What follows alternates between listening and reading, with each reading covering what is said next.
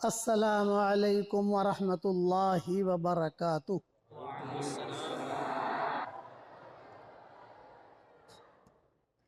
अल्हम्दुलिल्लाह अल्हम्दुलिल्लाहि नहमदुहु व नस्तईनुहु व नस्तगफिरुह व नु'मिनु बिही व नतवक्कलु अलैहि व नऊज़ु बिल्लाहि मिन शुरूरि अनफुसिना व मिन सय्यिआति अअमालिना।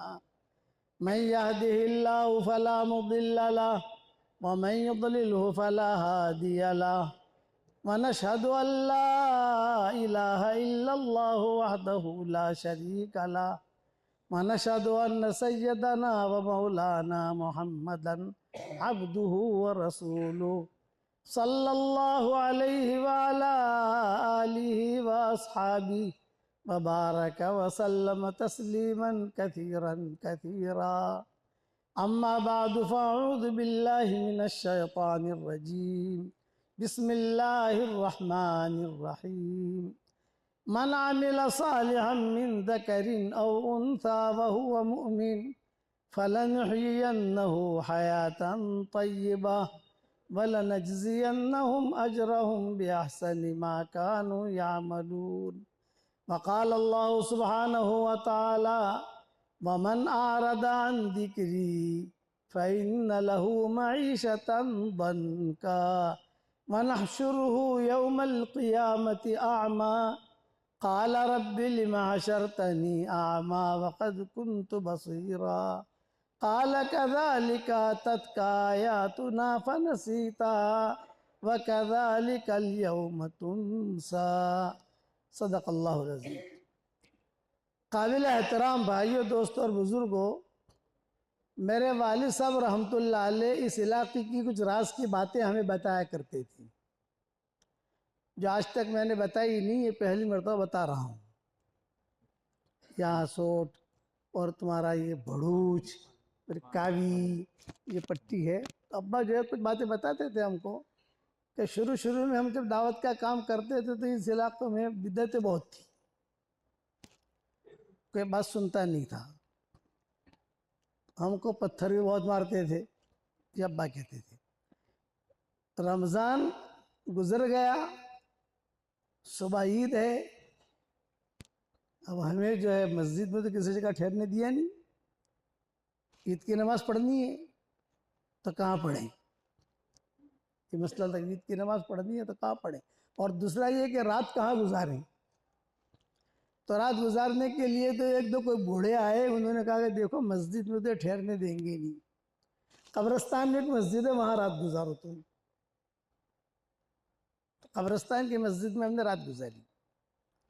दूसरे दिन ईद था, तो ईद की नमाज के लिए हम जो है पहले पहुँच गए, पहले सब बैठ गए। लेकिन कब्रिस्तान की मस्जिद में हमने जो रात गुजारी, उस रात में हमारे साथ एक हादसा हुआ। ये अब्बा फरमाते थे, कुछ गांव के नाम भी लेते थे, मुझे वो नाम तो याद रहे ही नहीं। हमारे साथ ये हादसा हुआ कि भी हमने कपड़े वगैरह धोकर सब ठीक ठाक करके सब सुखाए थे, तो कुत्ते ने आकर पेशाब कर दिया। अब जब पेशाब किया, कल ईद का दिन है और सारे कपड़े नापाक हो गए, तो रात को हमने जो नापाक कपड़े थे वो तो एक तरफ किए कि नमाज तो हमें पाक कपड़ों में पढ़नी है। कपड़े धोए, लेकिन सर्दी की रातें थी तो कपड़े जो थे वो गीले थे, और उन्हीं गीले कपड़ों में हम पहले सफ में जाकर बैठ गए ईदगाह में। अब जो ईदगाह में पहले जाकर बैठे, अरे वाबड़े आ गए और कपड़े भी मैले, कपड़े भी इनके खराब है। अरे पीछे जाओ पीछे जाओ पीछे जाओ, हमारे कपड़ों से पानी टपक रहा था, पीछे जाओ पीछे जाओ पीछे। हम सबको पिछले सफ में कर दिया। 10 साथी थे, अब्बा कहते थे, और पहले सफ में वो लोग खड़े हो गए। ईद की नमाज हमारी हो गई। लेकिन मेरे दिल पर एक चोट पड़ी कि भाई मैं गुजरात का और ये हमारे गुजरात का ये हाल, यानी थोड़ा सा मैं सोचता था। अभी दावत के काम इतना उरुश पर नहीं हुआ था, खाल खाल जमातें निकलती थी, और काजी अब्दुल वहाब साहब रहमतुल्लाह अलैह वो मेहनत करते थे, और यूसुफ भाई पालमपुरी वो बहुत बाद में आए। यूसुफ भाई जो बाद में, फजल करीम भाई बाद में आए। अब्बा फरमाते थे कि भाई मेरे दिल पर ऐसी चोट लगी कि हम पूरी रात जागे कपड़े भी हमने धोए और सर्दी भी, थके भी, और पहले सब पकड़ के चलो हमें पहले, अब वहाँ से तो कोई निकाल नहीं सकता, ईदगाह से तो, मस्जिद से तो निकाल सकते हैं। तो हमने वहाँ नमाज के लिए गए तो हमको जो है सबसे आखिर में कर दिया, पीछे जाओ पीछे जाओ पीछे जाओ पीछे। तुम्हारे कपड़े जो गीले हैं, तुम्हारे कपड़े गीले, और ये सारे के सारे जो अच्छे कपड़े पहन कर आ गए, जो गाँव वाले थे, देहात वाले थे। उस वक्त में मौलाना यूसुफ साहब रहमतुल्लाह अलैह के साथ हमारा सफ़र हुआ हज का, और मेरे दिल में जहन में सवार था गुजरात, काम का उरूज था। मौलाना यूसुफ साहब रहमतुल्लाह अलैह के ज़माने में काम का उरूज हुआ। फिर मौलाना यूसुफ साहब रहमतुल्लाह अलैह के इंतकाल के बाद हज़रत जी मौलाना इनामुल हसन साहब रहमतुल्लाह अलैह के ज़माने में ये जोड़ी चली, मौलाना इनामुल हसन साहब की मौलाना उमर साहब पालमपुरी की। तो काम जो और फैला दुनिया के अंदर। तो ज़ाहिर बात है कि लिकुल्ल उरूजिन ज़वाल, आप हवाई जहाज में जितना भी ऊपर उड़ो उतरना तो पड़ेगा ही ना। हिमालय पहाड़ पर आप चढ़ जाओ तो नीचे तो आना ही पड़ेगा। तो अल्लाह का कानून है कि कुछ न कुछ जो है वो, तो वो जो है वो हालात आते गए। लेकिन अब्बा कहते थे कि मेरे दिल पर जो है वो गुजरात था कि भाई गुजरात में ये हाल, गुजरात में ये हाल, अवाम उन्नास के अंदर जहालत इतनी। तो अब्बा कहते थे कि मौलाना यूसुफ साहब रहमतुल्लाह अलैह के साथ हम हज के लिए गए। फिर अपना किस्सा भी सुनाते थे कि मैं मुसाफिर खाने में बम्बई में काम करता था, तो एक आदमी मेरे पास आया, कहा मौलवी साहब हज में जाना है मुझे, कोई वजीफा बताओ। तो मैं उसको कहता था देख हज में जाना है तो दो वजीफे हैं, एक तो है कि तो लोगों को हज की दावत दे, भाई हज करो, भाई हज करो, भाई हज करो, भाई हज करो, तुम पर फर्ज है हज करो। और दूसरा ये कि हर फर्ज नमाज के बाद लब्बे पढ़ा कर, लेकिन आहिस्ता आहिस्ता पढ़ना, जोर जोर से मत पढ़ना वरना लोग मारेंगे तुझको। ये मक्का वाले लब्बे यहाँ कहाँ पढ़ रहा है ये। और किसी मौलवी से पूछना मत, ये अब्बा ने कहा। मैं उसको कहा किसी मौलवी से मत पूछना, वो फतवे लगाएगा, वो कहेगा अरे हदीस में तो नहीं है, तो तू चुपके पढ़ते रहना। तो अब्बा फरमाते थे कि हम हज में पहुंचे और तवाफ़ कर रहे थे मौलाना यूसुफ रहमतुल्लाह अलैह के साथ, और वो हमारे आगे आगे तवाफ़ कर रहा था। वो जो था वो हमारे आगे आगे तवाफ़ कर रहा था। अरे मैंने कहा भाई नुसरत रहमतुल्लाह भाई तुम यहाँ कैसे आ गए? बोले लब्बैक अल्लाहुम्मा लब्बैक, हर फर्ज नमाज के बाद पढ़ता हूँ और रोज़ाना दावत देता था। तो अल्लाह ने इंतज़ाम कर दिया, करने वाला तो अल्लाह है ना। तो अब्बा ये किस्सा भी सुनाते थे साथ में, इसलिए मुझे एक किस्सा याद आ गया कि बहुत मेरे पीछे रहता था। मुसाफिर खाने में काम होता था हज्जियों का, वालिद साहब रहमतुल्लाह अलैह के वहाँ बयानात होते थे। जो नई नस्ल है इन्होंने तो अब्बा को देखा नहीं, लेकिन जो पुरानी जो बड़े लोग हैं उन्होंने अब्बा के बयानात मजमू के अंदर इधर उधर बहुत सुने, साथ में रहे भी हैं निज़ामुद्दीन मरकज़ में। तो अब्बा कहते थे कोई मेरे पास आवे तो मैंने कहा तुझे हज करना है? बोले हाँ मौलवी साहब हज करना है। तो रोज़ाना लोगों को हज की दावत दे, जिस अमल में हमारी कोताही हो उस अमल की दावत दो, उस अमल को अल्लाह मजबूत कर देगा हमारे लिए।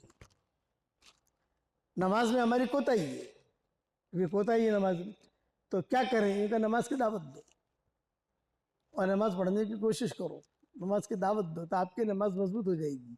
मौलाना यूसुफ साहब रहमतुल्लाह अलैह फरमाते थे गश की कोताही है, ये गश होता नहीं है तो चलो नहीं होता, चलो कोई फ़र्ज नहीं है तुम नहीं करते, लेकिन दावत तो दो, तो अल्लाह तुम्हें गश करने की तौफीक भी दे देगा। चिल्ले भी नहीं जाते हम, कोताही हो रही है भाई तुम दावत तो दो, किसी को कहो तो सही। वो अल्लाह ताला फिर उसका असबाब बनाएगा, और कैसे असबाब बनाएगा हम नहीं सोच सकते। वल्लाहु गालिबुन अला अमरिही वलाकिन्न अक्सरन्नासि ला यअलमून। अल्लाह कहते हैं हमारा मामला गालिब है, लोग नहीं समझते। ला यअलमून ऐ ला यफ़क़हून, मुफस्सिरीन ने लिखा है समझते नहीं ये लोग, जानते भी नहीं समझते भी नहीं। अब्बा फरमाते थे मुझ पर गुजरात का गलबा था, सर्दी की रातें थी, ईशा की नमाज के बाद मैं मुल्तज़म पर खड़ा हो गया और फजर की अजान तक, तहज्जुद की अजान नहीं, फजर की अजान, वहाँ तहज्जुद की अजान होती है, फजर की अजान तक पूरी रात अल्लाह से मैंने गुजरात मांगा, कुछ नहीं मांगा। कि अल्लाह गुजरात दे दे, अल्लाह गुजरात दे दे, अल्लाह गुजरात दे दे, गुजरात। और चोट कहाँ लगी थी? वहाँ वो जो हमारे हमको पीछे किया और हमारे पीछे जाओ पीछे जाओ पीछे जाओ। बाज़ मरतबा ऐसा होता है कि हालात आते हैं, उन हालात के अंदर खैरें छुपी होती हैं। साहबा कहते थे कि नागवारगी में हमने बहुत खैरें पाई हैं। नामुनासिब हालात, उतार चढ़ाव, क्या होगा, लेकिन आदमी अल्लाह का हुक्म पूरा करे और अल्लाह के साथ उसने जन रखे तो नामुराद नहीं होता। अब्बा फरमाते थे मैंने अल्लाह से कहा कि अल्लाह तो मुझे गुजरात दे दे, तो मुझे गुजरात में कुछ काम नहीं, उसको काम नहीं था गुजरात में। उसके बाद से फिर माशाअल्लाह मदारिस मकातीब ये बनने शुरू हुए। और जब खूब रेल पेल गुजरात में हुई तो हमारे गांव में कोई मदरसा नहीं था। अब्बा कहते थे गुजरात के लिए तो अल्लाह ने दुआ कबूल कर ली, लेकिन मेरे गांव के लिए तो कबूल नहीं हुई। तो मैं एक आयत पढ़ता था, वइम्मा नुरियन्नक बादल्लज़ी नइदुहुम औ नतवफ़्फ़यन्नक फ़इन्नमा अलैकल बलाग व अलैनल हिसाब। मैं याद पढ़ता था अब्बा के सामने, तो अब्बा कहते थे कि हाँ चलो मुझे यानी अच्छा लगा कि तुमने कुरान से जवाब दिया। वइम्मा नुरियन्नक बादल्लज़ी नइदुहुम, जो वादा किया है या तो आपका हयाती में पूरा होगा, और अगर आपके हयाती में पूरा नहीं हुआ तो आपके मरने के बाद होगा। तो अब्बा के मरने के बाद फिर ये मदरसा कायम हुआ गठामन का, और शुरू हुआ। अब जब सब जगह जो है दीन की रेल पे मदरसे शुरू हुए तो अब्बा कहते थे मैंने बहुत बड़ी गलती की, जब अल्लाह से लेना था तो खाली गुजरात क्यों मांगा, सारी दुनिया क्यों ना मांगी मैंने, अल्लाह से लेना है ना। इसलिए ये बातें याद रखो कि कुरान शरीफ जिससे हम लगे हुए हैं ये बहुत बड़ी दौलत है। मैं तवाफ़ ज़ियारत करके बैठा हुआ था, ज़ाहिर बात है कि तवाफ़ ज़ियारत करके आदमी बहुत थकता है, हज से फारिग होता है, फिर तवाफ़ ज़ियारत करना, फिर घर वाले साथ हों, फिर जो है तवाफ़ विदा भी करना है, फिर सही भी करनी है, तो बड़े लंबे चक्कर होते हैं। मैं बैठा हुआ था, एक नौजवान मौलवी साहब मेरे पास आए, सलाम वालेकुम। वालेकुम सलाम। तो मौलाना दुआ करना, मैं जो है एक मदरसा खोलना चाहता हूँ। मैंने कहा भाई ज़रूर खोलो, मदरसा आप ज़रूर खोलो, बहुत अच्छी चीज़ है, लेकिन एक नसीहत काबे के सामने करता हूँ, दुकान मत खोलना। ये मैंने कहा उनको। समझदार आदमी थे, आंखों में आंसू आ गए। समझदार, मैं तो दुकान मत खोलना, वरना जो अल्लाह ताला चेहरे पे मार देगा, तुमने मेरे लिए तो नहीं किया। किताबों में लिखा है कि जहन्नम में सबसे पहले मुशरिकीन नहीं जाएंगे, यहूदी नहीं जाएंगे, नसारा नहीं जाएंगे, मजूसी नहीं जाएंगे। तो जहन्नम में कौन जाएगा सबसे पहले? ज़ाहिर बात है कि जहन्नम को तो अल्लाह भड़काएगा ना। वो दीन के काम करने वाले जाएंगे जिनकी नीयतों में खोट था। युसाअद का जुमला हदीस में आता है। इसलिए आदमी थोड़ा करे, अपनी नीयत खालिस रखे और अल्लाह के साथ अच्छा गुमान रखे, अपनी जुबान की हिफाजत करे। इस दौर में सबसे ज्यादा जरूरी है अपनी जुबान की हिफाजत। मैं क्या बोल रहा हूँ, किसको कह रहा हूँ, कुछ पता नहीं उसका असर कहाँ तक होगा। हुज़ूर सल्लल्लाहु अलैहि वसल्लम उम्महातुल मोमिनीन को कहते थे कि अपनी ज़ुबान की हिफाजत करो, और बहुत गुस्सा होते थे हुज़ूर सल्लल्लाहु अलैहि वसल्लम। गुस्सा यानी बहुत नाला होते थे। तो हदीसों में आता है माँ आयशा का नाक पकड़ते थे, लेकिन नाक ऐसे नहीं पकड़ते थे कि नक सिर भी फूटने लगे, बस माँ आयशा का नाक पकड़ते थे और हल्का सा मोड़ते थे और कहते थे ये दुआ मांगा कर, अल्लाहुम्मा अज़हिब अन्नी ग़ैज़ क़ल्बी, या अल्लाह मेरे दिल का गुस्सा तो ख़त्म कर दे, मेरे दिल के गुस्से को तो ख़त्म कर दे, मेरे दिल के गुस्से को तो ख़त्म कर दे। कहते थे आयशा ज़ुबान की हिफाजत करो। हज्जतुल विदा जो हुआ हुज़ूर सल्लल्लाहु अलैहि वसल्लम का, तो हज्जतुल विदा में बहुत किस्से हुए, आप हजरत तो जानते हैं माशाअल्लाह। वहाँ से रवाना हुए मदीना मुनव्वरा से, सारी उम्महातुल मोमिनीन थी। हिरन वाला किस्सा हुआ, जानवर वाला किस्सा हुआ। हिरन जो है वो हुजूर को देखता हुआ जा रहा था और रो रहा था। हज्जतुल विदा के मौके के ऊपर हुजूर सल्लल्लाहु अलैहि वसल्लम जब हज के लिए तशरीफ ले जा रहे थे तो एक जख्मी हिरन हुजूर ने देखा रास्ते में, तो हुजूर खड़े रहे वहाँ और खड़े रहकर लोगों से कहा कि देखो भाई ये जख्मी है, किसी ने शिकार किया है, लेकिन पता ही नहीं किसने शिकार किया है, अल्लाह का नाम लिया है नहीं लिया, ये हमें कुछ पता है नहीं, इसलिए कोई भी इसे ना खाए। फिर एक साहबी खड़ा कर दिया। फिर साहबी खड़े करने के बाद कहा कि देखो तुम देखे रहे ना, तुम आखिर में आना, पूरा काफिला गुजर जाए उसके बाद तुम आना, उससे पहले मत आना, ताकि कोई इसे तकलीफ भी ना पहुंचाए और कोई इसे खाए भी नहीं, यानी कोई इसे गोश्त का टुकड़ा करके चलो या मरने के करीब में ख़त्म करो और उसके जो गोश्त के टुकड़े करके तकसीम करो, ये मत करना। वो साहबी खड़े रहे। तो किताबों में लिखा है जब हुजूर रवाना होने लगे तो वो हिरन में बैठे बैठे रोने लगा, जख्मी था। जब हुजूर रवाना होने लगे, जब हुजूर और दूर गए तो वो यूं कमज़ोर था, जख्मी था, तो यूं करके हुजूर की तरफ, और हुजूर भी मुड़ मुड़ के देख रहे हैं उसको, लेकिन सामने सफ़र था हज्जतुल विदा का। तो किताब में ज़ुबान पर समझा रहा हूँ, अपनी ज़ुबान की हिफाजत। मुआज़ इब्न जबल को हुजूर सल्लल्लाहु अलैहि वसल्लम ने रवाना करते वक्त कहा था कि मुआज़ तू जा रहा है, ये तेरी मेरी आखिरी मुलाकात है, तू जो है यहाँ आएगा तो मेरी मुलाकात नहीं होगी, मेरी कब्र पर तेरा गुजर होगा, लेकिन तुझे एक नसीहत करता हूँ, अपनी जुबान निकाल कर यूं इसकी हिफाजत करना, ये तुझे जहन्नम में भी डाल सकती है, तुझे जन्नत में भी ले जा सकती है। जुबान का मीठा बोल, जुबान का मीठा बोल जो लोगों के दिलों को जोड़ दे वो करोड़ों नफलों पर भारी है, और जुबान का कड़वा बोल जो लोगों के दिलों को तोड़ दे वो करोड़ों गुनाहों पर भारी। तो सिर्फ सफर के अंदर 3 माओं के किस्से हुए, उम्महातुल मोमिनीन तो सब साथ थी, 3 माओं के किस्से हुए, हजरत आयशा का, हजरत सफिया का, हजरत ज़ैनब का। ये हज्जतुल विदा के मौके पर किस्से हुए 3 माओं के। अब 3 माओं के किस्से तफसील से तो बयान नहीं कर सकते, लेकिन चूंकि जुबान वाला मजमून में बयान कर रहा हूँ तो मैं थोड़ा सा अर्ज कर दूँ। एक जगह पर हुजूर सल्लल्लाहु अलैहि वसल्लम ने पड़ाव डाला,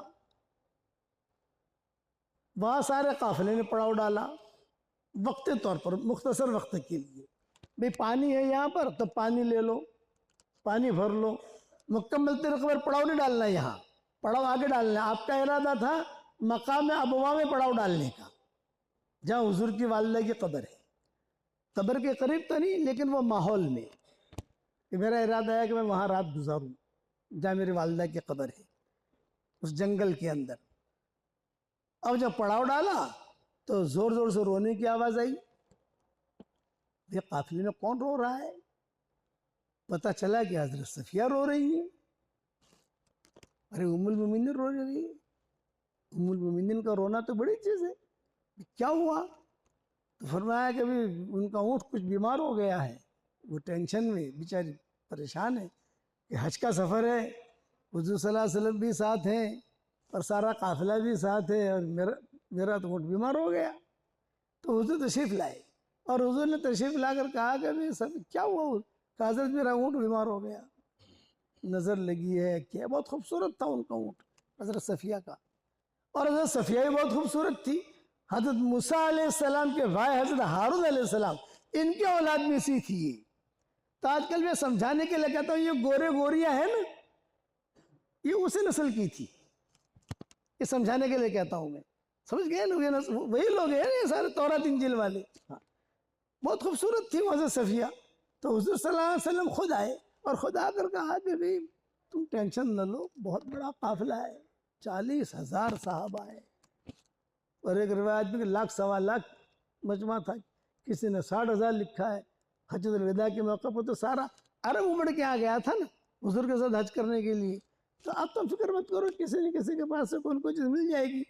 तो हुजूर ने खुद अपने हाथ से उनके आंसू पहुँचे, हदीस में आता है, तो टेंशन न लो। अब हुजूर ने अपने हाथ से आंसू पहुँचे अपने हाथ से, तो उनको और रोना आ गया, अब आवाज़ थोड़ी बढ़ने लगी। तो हुजूर को टेंशन हुआ, तो आपने फरमाया भी एक काम करो, यही पड़ाव डाल दो, पड़ाव नहीं डालना था, यहाँ तो पानी भरना था, लेकिन कहा नहीं नहीं यही पड़ाव डाल दो, आज मकाम अब्बा में जहाँ ठहरना था वो बाद में ठहरेंगे, यहाँ पड़ाव डाल दो आप। तो सारे काफिले में ऐलान हो गया कि पड़ाव डाल दो, हुजूर ने ऐलान कर दिया। जब पड़ाव डलता था तो हर आदमी जिसकी जो टोली जमात होती थी वो अपने खाने का, रहने का, खैमे का वो सारे इंतजाम करते थे। 15 आदमियों की जमात है, मिसाल दे रहा हूँ, वही खाना पकाएंगे, वही खैमा लगाएंगे, वही रहेंगे, फिर मशवरे के लिए जहाँ जमा होना होगा वहाँ जमा होंगे। ये तरतीब होती थी उस दौर के अंदर। और हुजूर सल्लल्लाहु अलैहि वसल्लम का खास खैमा लगता था, जिस माँ की बारी होती थी वो उस खैमे में आ जाती थी रोजाना की, ये तरतीब थी। अब पूरा मजमा जो रुका हज़रत सफिया की वजह से रुका, हालांकि जाना था कि हुजूर ने फरमाया पड़ाव डाल दो। सर माओ ने समझाया भी आवाज़ ज़्यादा बुलंद न करो, सब लोग सुन रहे हैं तुम्हारी आवाज़, लेकिन वो जज्बात में थी और उनके दिल में ये था कि कभी मैं हज से महरूम ना हो जाऊं, सब माओं का हज हो जावे, सारे काफिले मदीना वालों का हज हो जावे, मेरा हज ना हो, वो इस फिक्र में थी। हुजूर ने फरमाया कि कोई बात नहीं, पड़ाव डाल दो, खैमा लगा लो। हुजूर का जो खैमा लग गया। अब जब हुजूर सल्लल्लाहु अलैहि वसल्लम का खैमा लगा, इत्तेफाक ये था कि उस रात में बारी हजरत सफिया की ही थी, ये इत्तेफाकी बात थी। तो सफिया ने कहा मेरी वजह से सारा काफिला यहाँ रुका, सारा धमाल जो हुआ सारे काफिले को मालूम है, हुजूर सल्लल्लाहु अलैहि वसल्लम को मालूम है, और आज मेरी बारी भी है, पता नहीं क्या होगा कमरे में। समझ में आएगी नहीं, और टेंशन हो गया ही नहीं। तो ये आई उम्महातुल मोमिनीन जो थी, इनकी 2 टोलियां थी। एक टोली की सरदारन हज़रत आयशा थी और दूसरी टोली की सरदारन उम्मे सलमा थी। ये दोनों चलाती थी पूरे घराने को।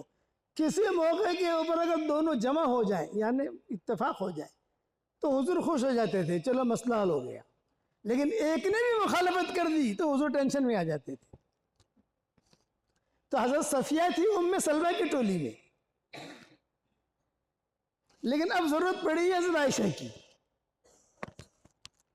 टोली के एतबार से वो थी उम्मे सलमा की टोली में, तो ज़ाहिर उम्मे सलमा को पूछना चाहिए कि आज मेरी बारी है और ये मसला हुआ है सारा का सारा, और हज का सफ़र है, सब ihram पहने हुए हैं और मकाम अब्बा में ठहरना था, तो उसकी जगह यहाँ ठहर गए सारे के सारे, तो मैं क्या करूँ?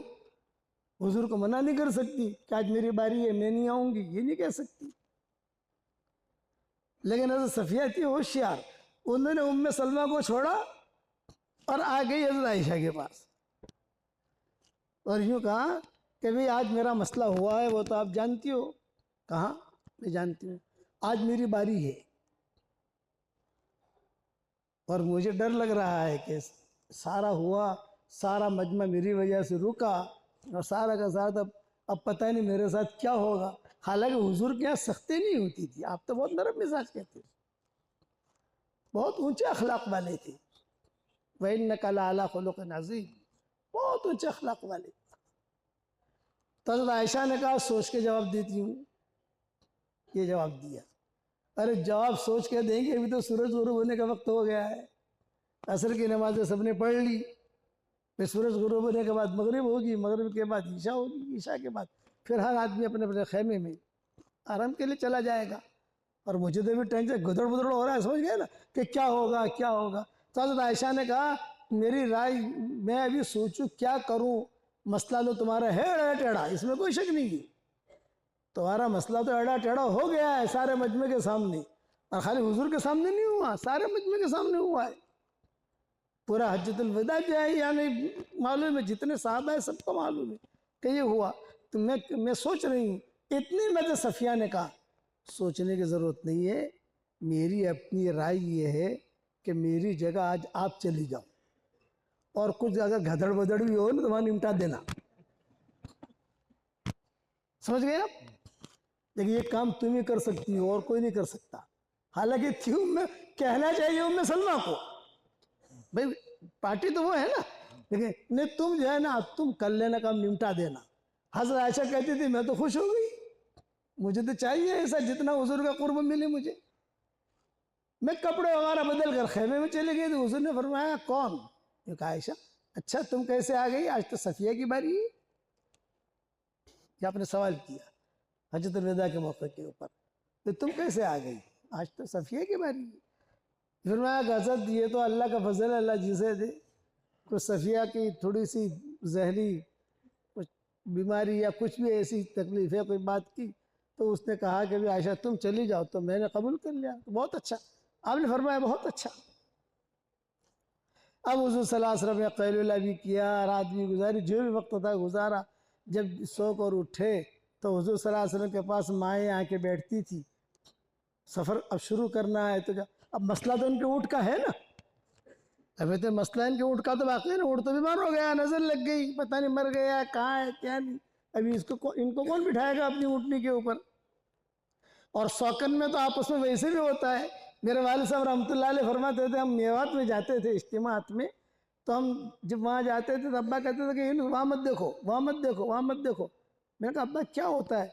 वो लोग कुछ बैठे हुए कोई वेल्डिंग करते थे, तो फिर अपने अपनी आँखों के ऊपर कोई चश्मे लगा लेते थे लोग।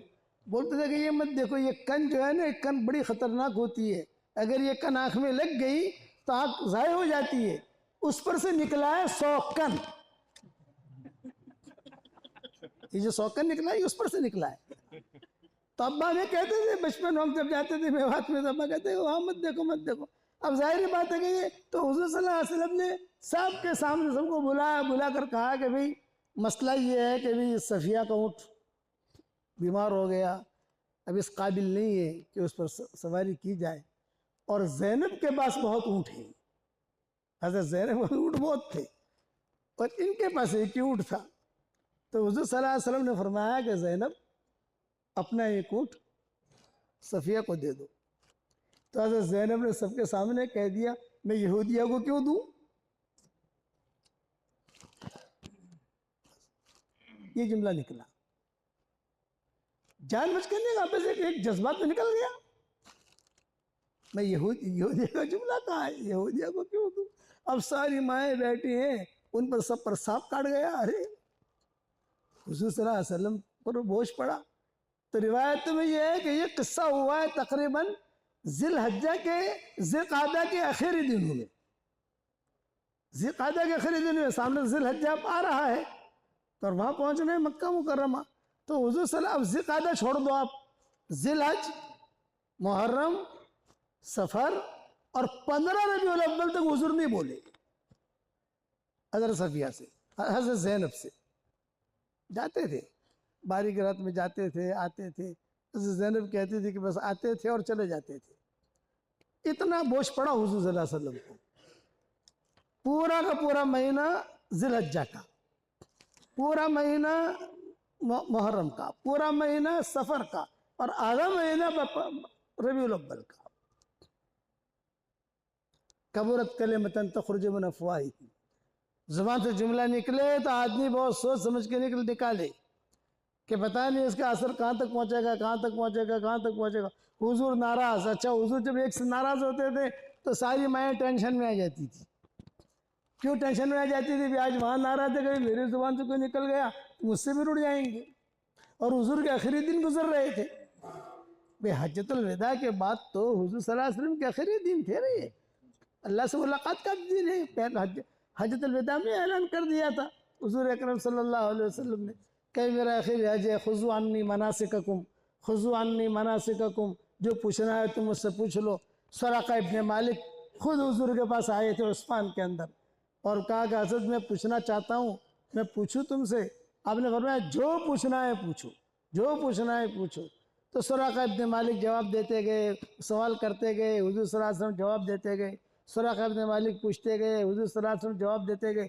लेकिन एक जुमला भी हुजूर ने सराक़ा इब्न मालिक के पुराने किस्से का बयान नहीं किया। हालांकि सराक़ा इब्न मालिक का पूरा किस्सा हुआ है हिजरत के मौके के ऊपर। एक जुमला भी हुजूर ने बयान नहीं किया कि तूने मेरे साथ ये किया था, मैं ये करूंगा। चोटी अखलाक की। तो हमें भी, हम हमारे जितने दावत के काम करने वाले साथी हैं, जहाँ पर भी पुरानों का जोड़ होता है, जहाँ पर भी लोग मिलते हैं, मैं एहतमाम से कहता हूँ कि भाई जुबान की हिफाजत करो और अखलाक अल्लाह के लिए बरतो, चालाकियाँ नहीं। चालाकियों से दिन खत्म हो जाता है। अल्लाह के लिए करो, अल्लाह के लिए करोगे तो अल्लाह असबाब बनाएगा। आपका दिल साफ होगा ना तो वो असबाब अल्लाह खुद बनाएगा। ये टेंशन मतलब कौन करेगा? माँ आयशा कहती थी हुजूर हज़रत सफिया से नाराज थे लेकिन रोजाना में हुजूर को मनाती थी। जब मेरी बारी होती थी तो मैं हज़रत सफिया की तारीफें करती थी। आज तो बहुत अच्छा खाना पकाया था, आज तो बहुत अच्छा बिछोना बिछाया था, आज तो बहुत अच्छा। और हुजूर खामोशी के साथ सुनते थे और सुन के चले जाते थे। तो हज़रत सफिया कहती थी 15 रबीउल अव्वल जब आई, रात के वक्त में मैंने कोई साया देखा, मुझे ऐसा पता चला तो कोई आदमी घर में गया, अंधेरा था, घर में कोई गया है। तो मैंने जो है फ़ौरन देखा मेरे घर में कौन गया, हुजूर बैठे हुए हैं। ये मेरे लिए ईद का दिन था, हुजूर खुद तशरीफ ले आए। लेकिन चुभन रही, हुजूर के दिल के अंदर चुभन रही कि जुबान का बोल ये बड़ा खतरनाक होता है। मेरे वालिद साहब रहमतुल्लाह अलैह किसी ज़माने में बयान करते थे तो कई लोग मुझे आकर कहते थे तारा बाबा गौड़ा गई सी। जब अब्बा का बयान आता तो कुरान पढ़ते थे ना, आपने सुना होगा बड़े बड़े मौजूद कुरान में, तारा बाबा गौड़ा गई सी कहते थे। मैं सुनता था। आज वो सब परेशान है वो आदमी, वो कहने वाला। कुछ लोग तो मर गए, कुछ जिंदा है, लेकिन बात तो दिल में रह गई है ना, तारा बहुत घोड़ा गया। तो अब्बा का तरस थोड़ा सा एक लहन से पढ़ते थे पूरे मजमे के अंदर। और हिंदू लोग जो है वो कुरान सुनकर ये जो है ऐसा झूमते थे। श्रीलंका में इज्तिमा होता था सिलोन में, अब तो इज्तिमा नहीं हो रहे हैं। जब होता था तो मुसलमानों के मजमे से ज्यादा हिंदुओं का मजमा होता था। तो वहाँ की हुकूमत पूछती थी कि तुम ये तो मुसलमानों का मजमा है। बोले हम ये बड़े मियाँ का कुरान सुनने आए हैं। आपके यहाँ कुरान पर बहुत मेहनत है माशाअल्लाह। इमाम साहब ने मगरिब की नमाज़ पढ़ाई, बहुत अच्छी पढ़ाई, अल्लाह कबूल फरमाए। फिर बच्चे ने यहाँ पर भी पढ़ा। बस अब इस कुरान को हमें पढ़ना भी है, आगे बढ़ाना है दिल की सफाई के साथ। ये मेन शर्त है। इय्यालमिल्लाहु फी कुलूबिकुम खैरा युतिकुम खैरा। तुम्हारे दिलों में खैर होगी तो अल्लाह तुम्हें खैर देगा। जुबान की हिफाजत और अपना दिल साफ रखोगे, असबाब अल्लाह बनाएगा। हज़रत खदीजा कहती थी मैं जवान थी, कोई बूढ़ी नहीं हो गई थी, शोहर की तलब थी और पूरा मक्का चाहता था कि मुझसे निकाह हो। माल भी था, हुस्न जमाल भी था, मालो मनाल भी था, सब कुछ है। लेकिन मैं काबे की तरफ देखकर कहती थी कि अल्लाह तू मुझे छांट कर दे, तू मुझे छांट कर दे। बस एक जुमला, मैं इसमें कोई कोशिश नहीं करूंगी। भाई तू मेरा अल्लाह है, मेरा जो लेवल है उस लेवल के एतबार से मुझे दे। और यहाँ हुज़ूर सल्लल्लाहु अलैहि वसल्लम की उम्र 23 साल की हो गई। अबू तालिब के यहाँ 42 साल तक खिदमत की है अबू तालिब ने हुज़ूर सल्लल्लाहु अलैहि वसल्लम।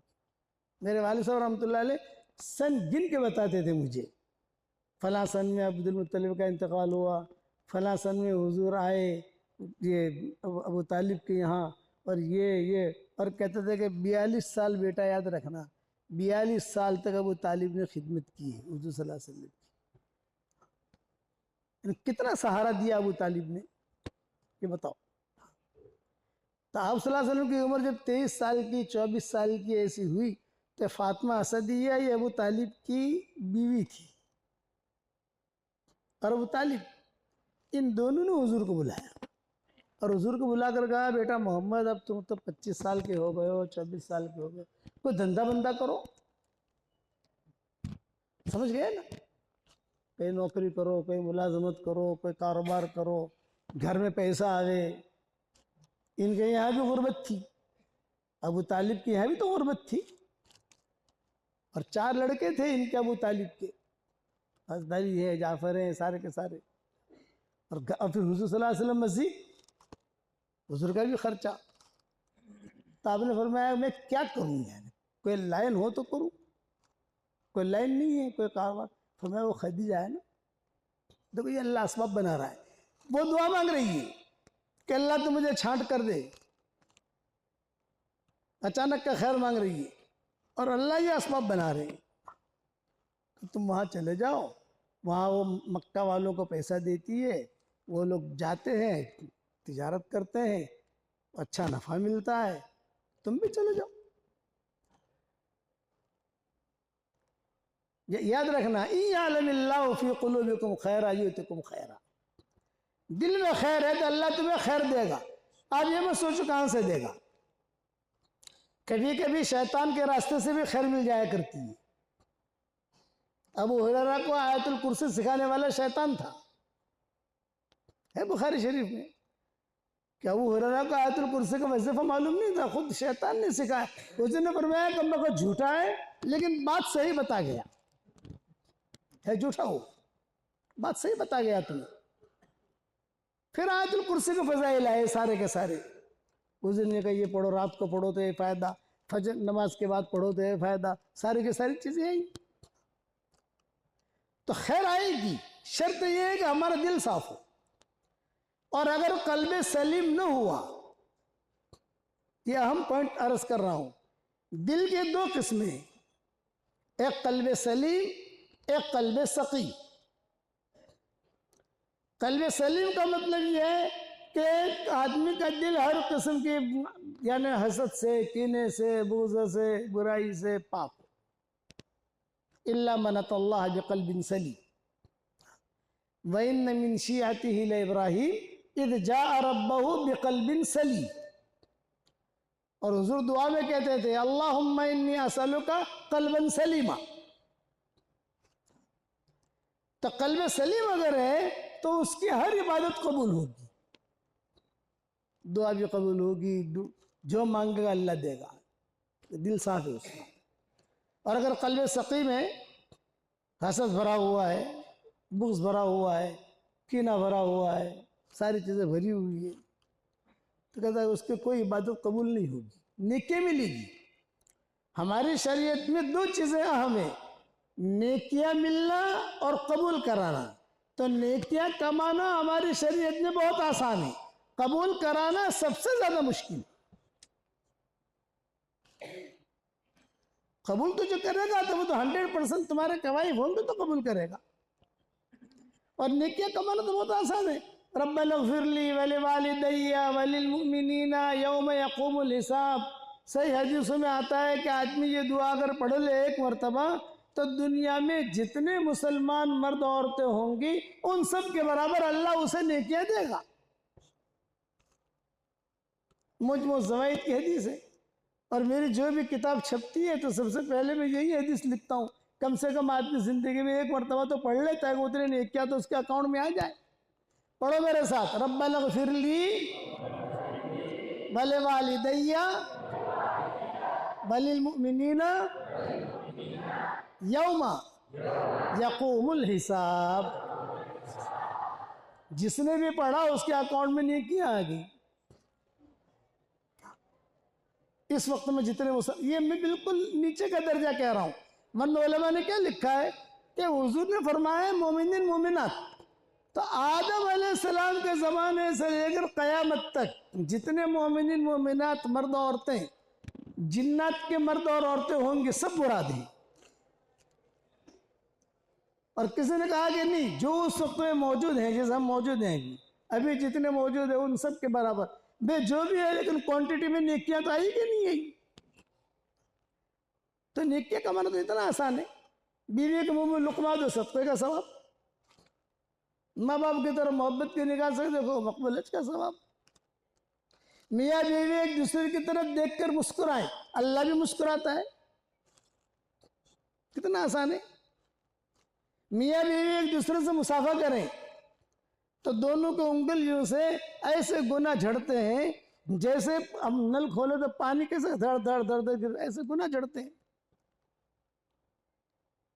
तो नेकियां बहुत आसान करने के रास्ते बता दिए। मस्जिद में आ जाओ तो नेकियां मिलेगी आपको, किसी मुसलमान को सलाम करोगे तो नेकियां मिलेगी, वुजू करोगे तो नेकियां मिलेगी, नमाज पढ़ोगे तो नेकियां मिलेगी, चाश पढ़ोगे तो नेकियां मिलेगी। बहुत आसान है। 10 मरतबा सूरह इखलास पढ़ लो तो जन्नत में महल तैयार हो जाएगा। मुश्किल कबूल कराना, अल्लाह कबूल कर ले।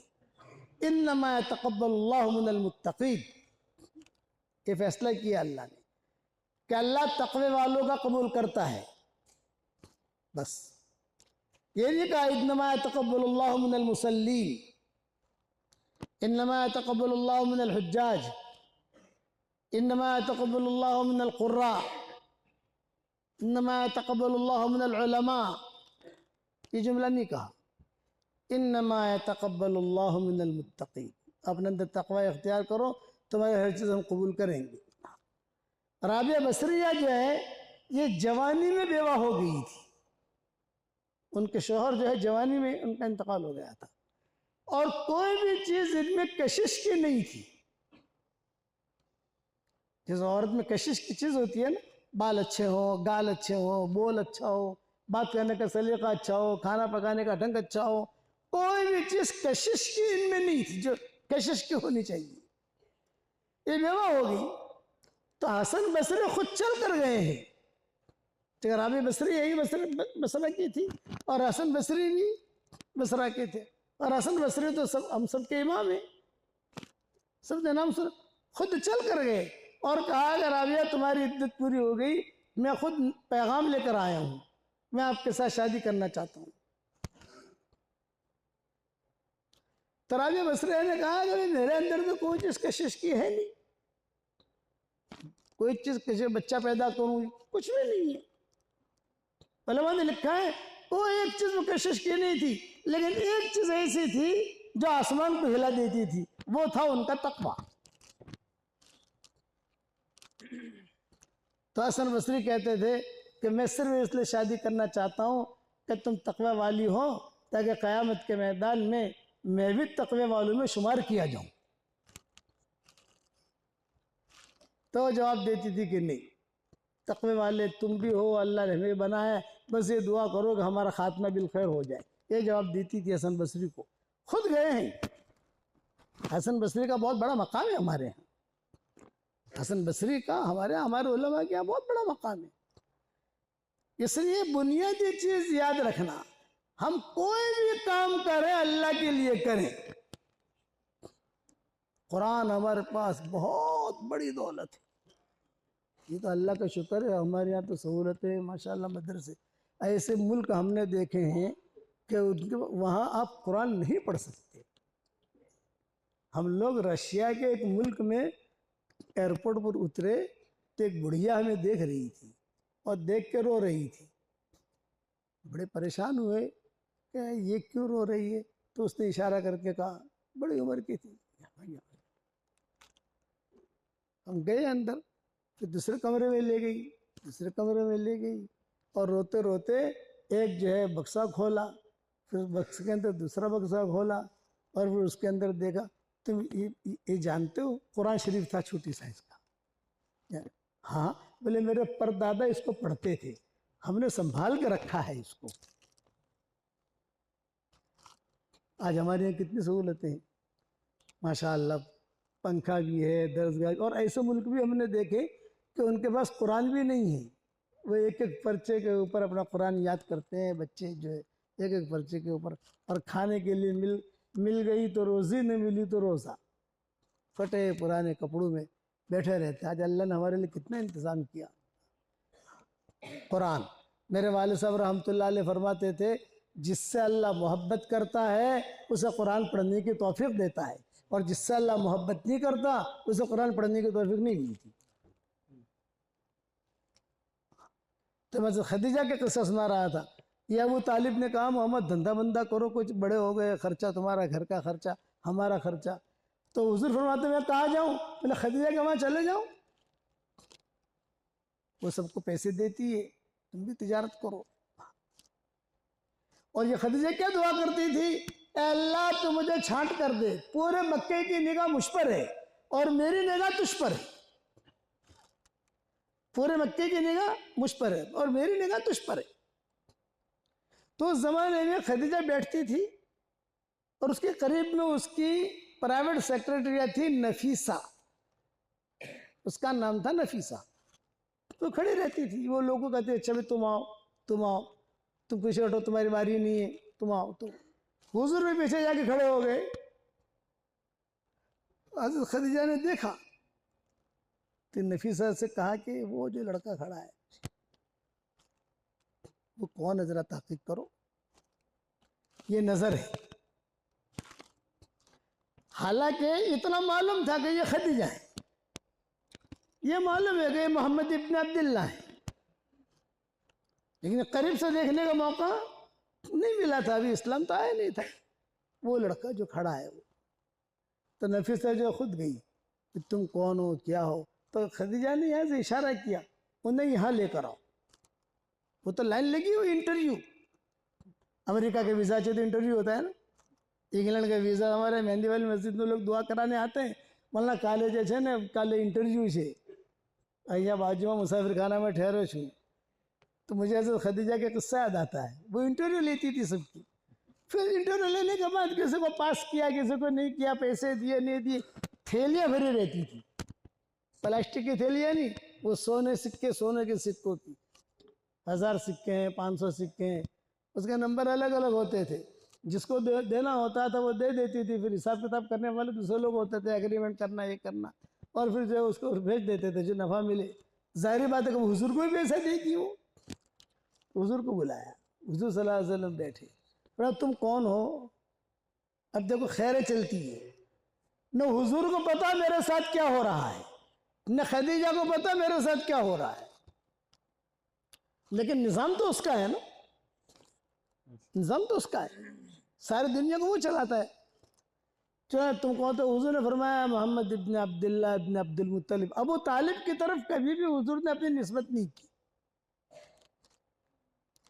हालांकि 42 साल तो खिदमत की उन्होंने, लेकिन कभी निस्बत नहीं की, हाँ मेरे चचा है। अब वो बातें पूछी तो खदीजा ने नफीसा से कहा भाई इस लड़के का पूरा बायोडाटा निकालो, बायोडाटा का कौन है, क्या है, क्या नहीं, शादी हुई है, नहीं हुई है, बड़ी उम्र का है। औरतें तो इस बात में माहिर होती हैं, और आजकल तो बहुत ही माहिर हो गई व्हाट्सएप के ज़माने के अंदर। कोई ताक़ीक़ की ज़रूरत नहीं, 2 औरतों को कह दो खाली आप कि फला की ताक़ीक़ करनी है, आपको असर में आप कहोगे, मगरिब तक रिपोर्ट आ जाएगा इंशाअल्लाह। इसमें तो हम बहुत पीछे हैं, वो औरतें आगे।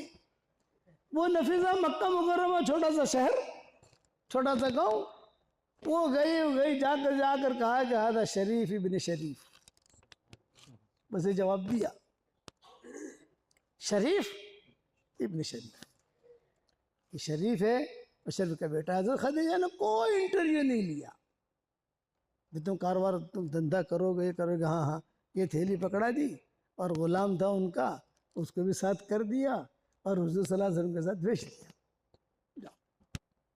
और ग़ुलाम से अब देखो खैरें चलती है, वो दुआ मांगती थी ना, इयअलमिल्लाहु फी क़ुलूबिकुम खैरा युतिकुम खैरा, तुम्हारे दिल में खैर होगी तो हम तुम्हें खैर देंगे। ये मत पूछो कहाँ से देंगे, देंगे, वादा है। वहाँ गए, वहाँ जाकर सफ़र में तो हालात आते हैं ऊंच नीच, किसी जगह पर ठहरे, यहूदी ने देखा कि मेरी यहाँ कौन ठहरा है, तो आए सारे के सारे यहूदी, क्योंकि हमारी किताबों में लिखा है कि यहाँ जो ठहरेगा वो इस ज़माने का आखिरी नबी होगा, उसके अलावा कोई नहीं ठहरेगा। हुज़ूर वहाँ ठहरे थे, अभी नबूवत नहीं मिली थी उनको। तो यहूदी में चर्चे शुरू हो गए, ये हुआ, सारे हालात का उतार चढ़ाव, सब धमाल हो गई सब वहाँ पूरे शाम के अंदर।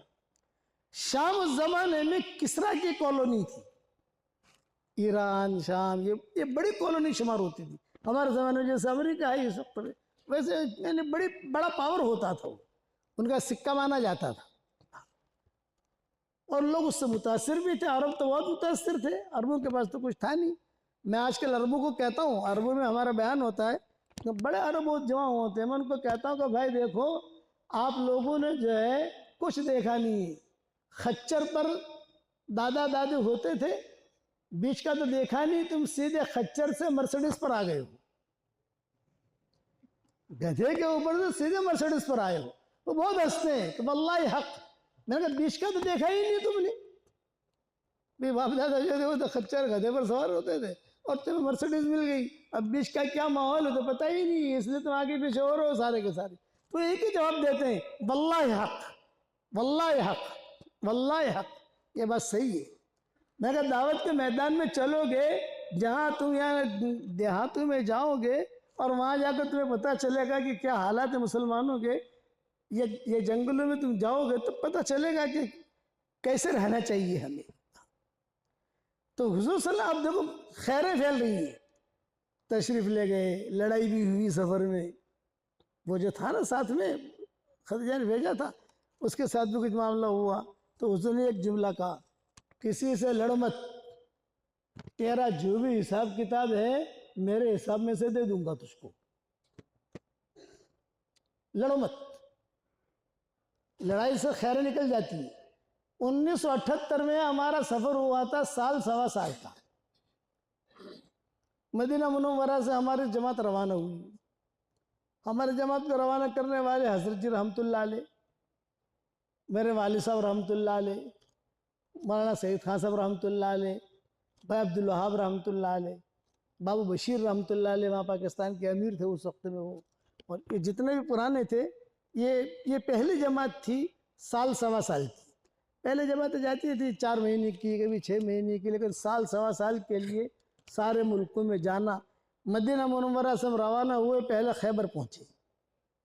खैबर से मदाइन साले आए, हज़रत सालेह अलैहिस्सलाम का गाँव। फिर उसके बाद से मोहल्ला है, मोहल्ला। मोहल्ला एक जगह है जो लैला मजनू का गांव है। लैला मजनू का गांव वही था। अब तो जो है वो अमेरिका का भी बाप बन गया है। वो उस मोहल्ला को अमेरिका का भी बाप बना दिया है, इतना हाई फाई कर दिया उन लोगों ने। क्योंकि वहाँ से बैतुल मुक़द्दस करीब है, इसराइल करीब है वहाँ से। मोहल्ला गए हम, फिर वहाँ से तबूक आए, तबूक से जॉर्डन आए, जॉर्डन से शाम आए, शाम से टर्की गए, टर्की से फिर बेलिग्राड गए, बेलिग्राड से फिर यूगोस्लाविया गए, बल्गारिया, यूगोस्लाविया से फ्रांस गए, फ्रांस से मोरक्को गए, मराकश, फिर वहाँ से वापस स्पेन आए, स्पेन से फिर फ्रांस आए, फ्रांस से फिर इंग्लैंड आए, फिर रमज़ान शुरू हो गया। यहाँ मुहर्रम में चले थे तो इंग्लैंड जाकर रमज़ान शुरू हो गया। अब जब रमज़ान शुरू हुआ तब ने सोचा कि वापस हम हज करेंगे। हमने वैन खरीदी और वैन खरीद कर जो है उस वैन के अंदर लंदन से मक्का मुकर्रमा बजरिए कार हमारा सफ़र हुआ। लंदन से मक्का बजरिए कार पूरा सफ़र हमारा। लंदन से बेल्जियम आए, बेल्जियम से हॉलैंड आए, हॉलैंड से जर्मनी आए, जर्मनी से फिर जो है तुर्की में दाखिल हुए, यूगोस्लाविया, फिर तुर्की, फिर यहाँ आ गए अरब इलाक़ों में, शाम, बैतुल मुक़द्दस, ये सारे के सारे होते होते हज से हज। तो हमारी जमात जब रवाना होने लगी तो मशवरे में बात तय हुई कि ये जमात के साथ कोई रवानगी की बात करे। कौन बात करे? तो फैसला किया हजरत जी ने कि मौलाना सईद खान साहब बात करेंगे और हम सब बैठेंगे, यानी सब बैठेंगे, जितने पुराने हैं सब बैठेंगे और बात करेंगे मौलाना सईद खान साहब रहमतुल्लाह अलैह। कितने बजे? 10:30 बजे। उस ज़माने में 9 बजे मशवरा होता था मस्जिद नूर में और 10 साढ़े 10 तक फारिग हो जाते थे। तो मशवरे के बाद जमात को लेकर बैठेंगे, मौलाना सईद खान साहब बात करेंगे रवानगी की और हम सब बैठेंगे, हजरत जी बैठेंगे, अब्बा हमारे अब्बा भी बैठेंगे। तय हो गया। अब जो है मौलाना सईद खान साहब बैठे, हम सामने बैठे थे, हजरत जी रहमतुल्लाह अलैह दाहिनी तरफ बैठे हुए, हमारे अब्बा जो है बाईं तरफ बैठे हुए। उनके साथ हर वक्त थैली रहती थी अब्बा के साथ, और हजरत जी के साथ उनका उगालदान, उनका पान का सारा हिसाब किताब वो रहता था। अब मौलाना सईद खान साहब रहमतुल्लाह अलैह ने रवानगी की बात शुरू की। माशाअल्लाह जमात जा रही है साल सवा साल के लिए, बहुत खुशी है। ये पहली जमात है जो इतने मुल्कों में काम करेगी। उस वक्त में वीज़ों के मसले नहीं होते थे। जिस बॉर्डर पर भी चले जाओ वहीं बॉर्डर पर ही थप्पा लग जाता था। अब तो बहुत मसले हो गए ना, उस ज़माने में मसले नहीं होते थे। माशाअल्लाह माशाअल्लाह माशाअल्लाह। अब मौलाना सईद खान साहब ने 2 मिनट की रवानगी की बात की, 2 मिनट की, और क्या कहा, देखो भाई, नाक में बोलते थे वो, देखो भाई मौलवी यूनुस, तुम्हारी जमात इन मुल्कों में जा रही है, मेरी नसीहत याद रखना, खूब खाना, खूब खाइयो और खूब पीना, खूब खाइयो खूब पियो, एक काम मत कीजिए।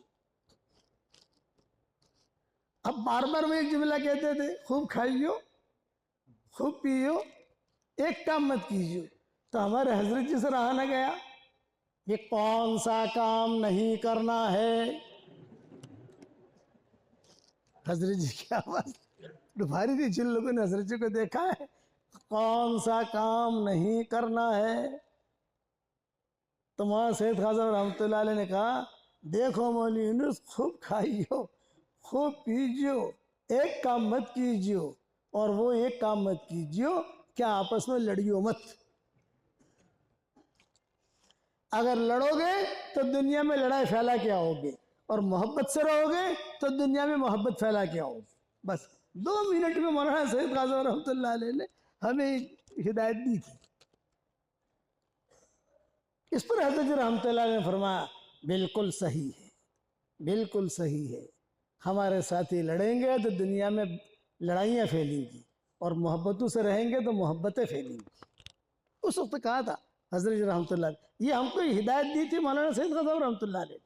अच्छा, चूंकि उन्होंने जमात रवाना की थी हमारी, अब जब वापस आए हम साल सवा साल लगा कर, तो मर्सिडीज वैन लेकर आए, और अरबों में नया नया पेट्रोल निकला था, मक्का मुकर्रमा में हफायर मरकज था दावत के काम करने वालों का, वहाँ हमारी वैन गई। तो वहाँ सैयद ख्वाजा रहमतुल्लाह ने देखा, माशाअल्लाह ये वैन किसकी है भाई? कहा मौलवी यूनुस की जमात की। अरे वाह माशाअल्लाह, वाह माशाअल्लाह। देखो मौलवी यूनुस, तुम्हें एक बात बताऊं, ये वैन तुम्हें लेकर आए हो सऊदीया में, अभी सऊदीया पहुंची नहीं है। कल जो है रियाज वालों का जोड़ होने वाला है, यहाँ जोड़ होते थे भाई, रियाज वाले कल आएंगे, दमदम वाले परसों आएंगे। तो मौलाना ने कहा, कल जुमेरात है, कल रियाज वालों का जोड़ होने वाला है यहाँ, और उनके पास पेट्रोल का पैसा बहुत है, तो तुम इसको बेच दो, बहुत पैसा आएंगे। इमाम सैयद ख़ाजा ने, तुम खाली लिख दो लिल बै फॉर सेल, लिल बै इतना लिख दो। अमीर में था, मैंने साथियों से पूछा भी, ये वैन ली हमने, वैन वापस तो लंदन लेके जा नहीं सकते, यहाँ से तो हमें हिंदुस्तान वापस जाना है। पानी के जहाज से गए थे, पानी के जहाज से आए, 1977 1978 2 साल का तकरीबन सफ़र था, ये 1.5 साल का ऐसा सफ़र था। तो क्या करें, बेच दें? साथियों ने कहा बेच दो। तो मैंने मौलाना सैयद ख्वाजा रहमतुल्लाह अलैह से कहा कि हजरत ये किसके सामने बात करें? बोले किसी के सामने बात करने की ज़रूरत नहीं है, मियाँ बीवी को जब कमरे में दाखिल कर देते हैं तो समझाने की ज़रूरत नहीं पड़ती। वहाँ से था, मैंने कहा हजरत ये सारा ये बेचेंगे, सारे अरब आ रहे हैं रियाज से, कौन बात करेगा? तो कोई समझ, कोई भी किसा, तुम खाली नील वैन लिख दो, तुम्हारी ये वैन बिक जाएगी। अब हमारी समझ में नहीं आ रहे कि यार कैसे, किसी से बात तो करनी पड़ेगी ना, कौन पैसा देगा, कौन रियाल देगा, क्या भाव है, क्या नहीं, कुछ ना। तो वहाँ से ने कहा, मियाँ बीवी को जब शादी कराते हैं कमरे में दाखिल कर देते हैं, वो दोनों के दोनों एक दूसरे के लिए खिलौना होते हैं, कोई समझाता नहीं है, उनकी जिंदगी गुजरती है, बच्चे भी पैदा होते हैं। तो तुम तो खाली लिल बै लिख दो, बस बाकी देखी जाएगी, और अगर मेरे पास कोई आया तो मैं मामला कर लूँगा।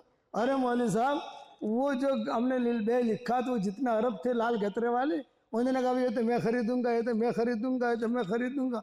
ऑक्शन लगा और इतना पैसा आया कि पूरे साल 2 साल का खर्चा हमारा निकल गया और नफा भी मिला।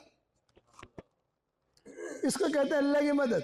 अब हमें आना है हिंदुस्तान वापस, हवाई जहाज का टिकट तो था नहीं, पानी के जहाज से आए थे, तो पानी के जहाज से आने जाने का टिकट होता है, वो था, लेकिन वो ऐसा टिकट था, इस जहाज से जाओ और हज करके वापस आ जाओ। हम तो 1.5 साल के बाद जा रहे थे। हम ऑफिस में गए, भी क्यों आए हो? क्योंकि बम्बई जाना है।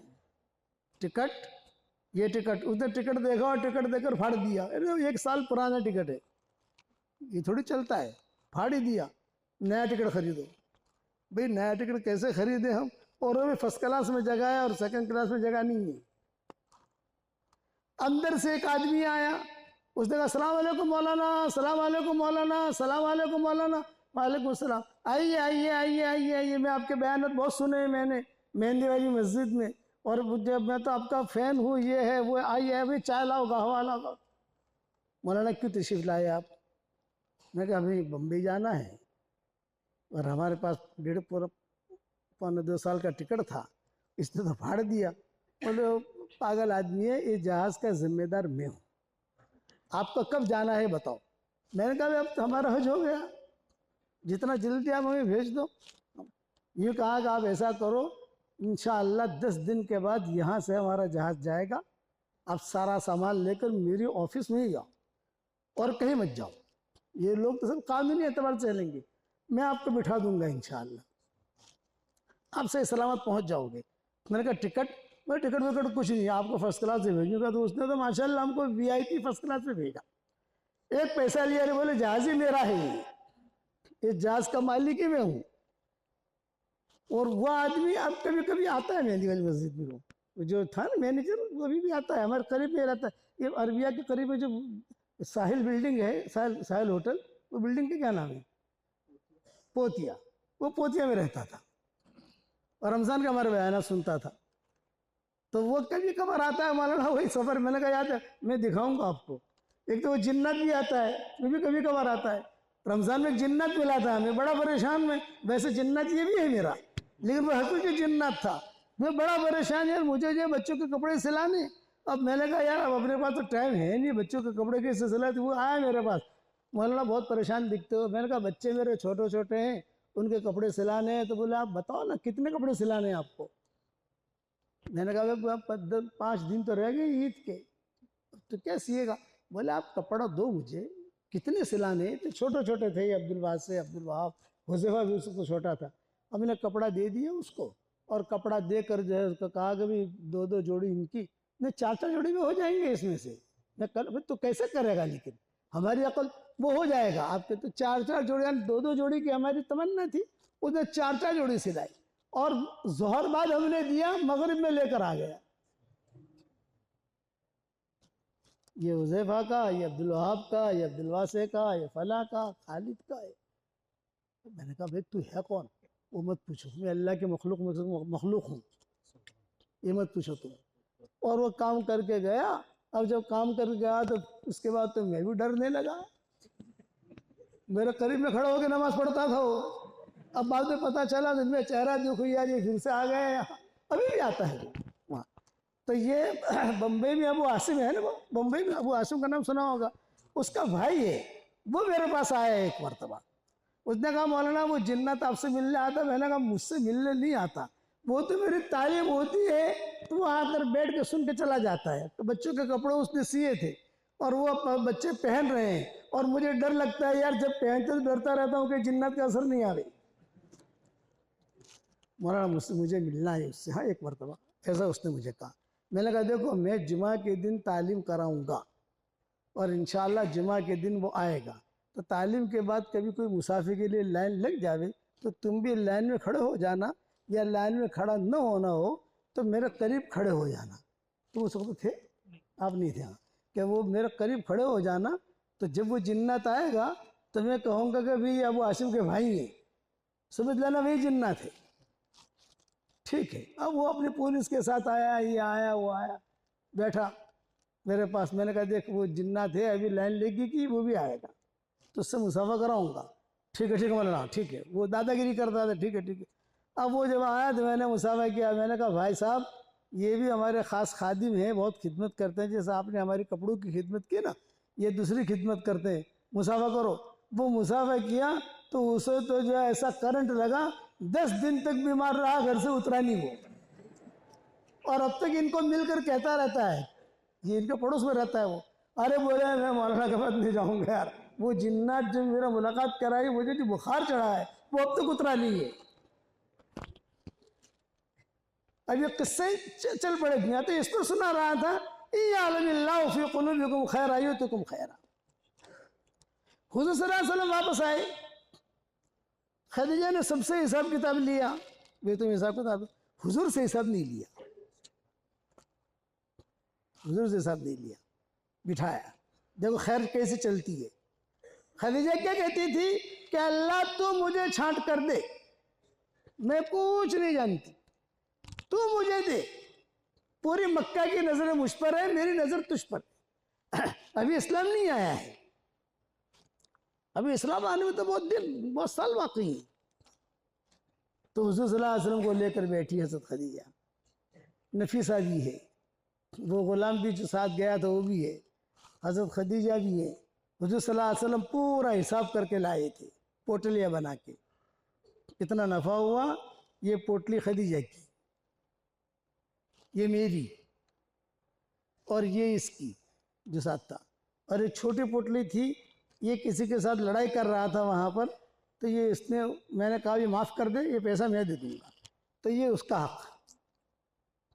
हिसाब किताब क्लियर एकदम। अब हज़रत खदीजा देखो खैरें चल रही हैं, हज़रत खदीजा क्या कह रही है, माशाअल्लाह माशाअल्लाह, ठीक है नफीसा तुम ज़रा बाजू वाले कमरे में चले जाओ। वो गुलाम था, उसको भेज दिया। अब कमरे में कौन है, हुज़ूर सल्लल्लाहु अलैहि वसल्लम, हज़रत खदीजा है। तो हज़रत खदीजा ने कहा कि ये पोटली किसकी है मोहम्मद, आपकी। तो हज़रत खदीजा ने पोटली उठाई और कहा ये मेरी तरफ से तुमको हदिया। तो ज़ाहिर में फितरी चीज़ है, आदमी खुश होता है, यानी हुजूर का हक भी मिला और हज़रत खदीजा का भी हक मिला।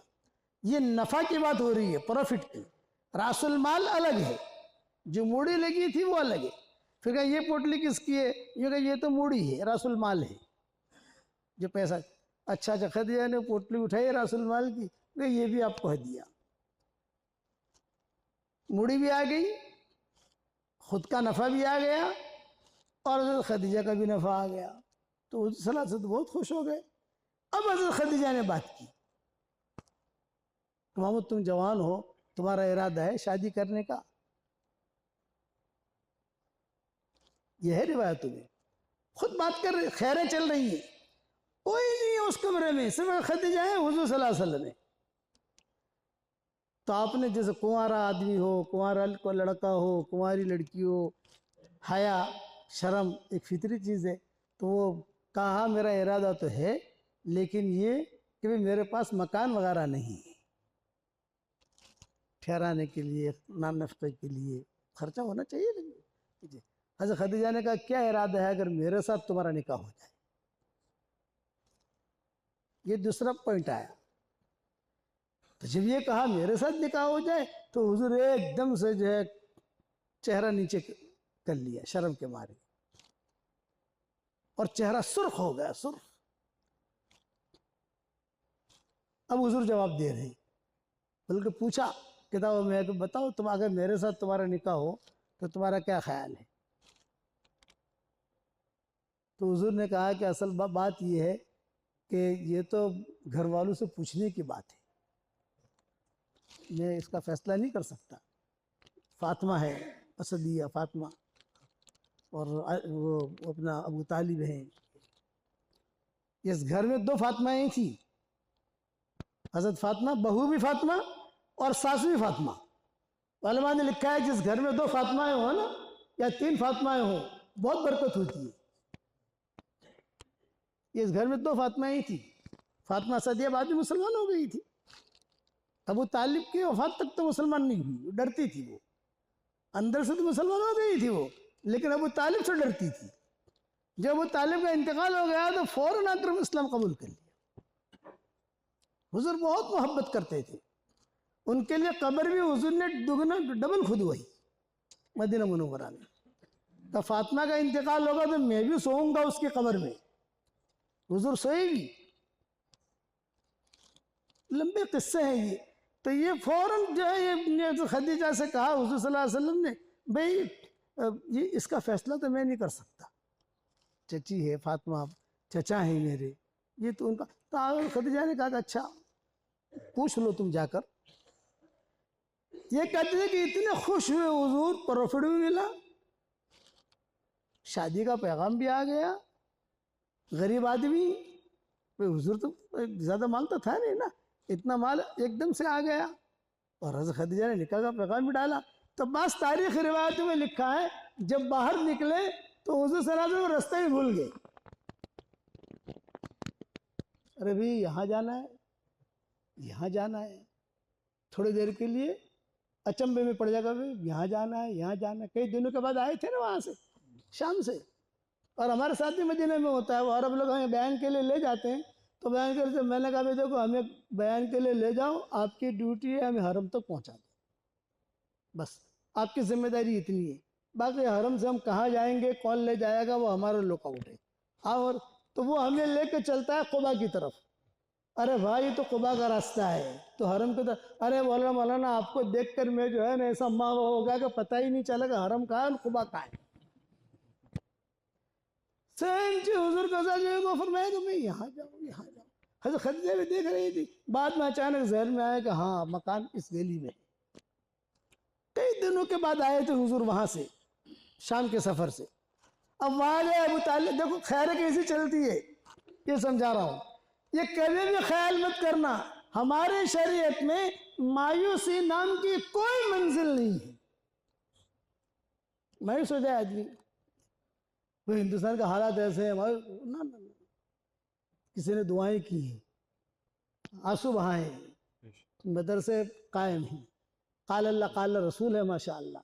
सलाम करता हूँ इन बच्चों को। रोज़ाना सुबह होती है तो सुबह होती है जिसकी इतर का कारोबार होता है अल्लाह उसके झोले में इतर रख देता है।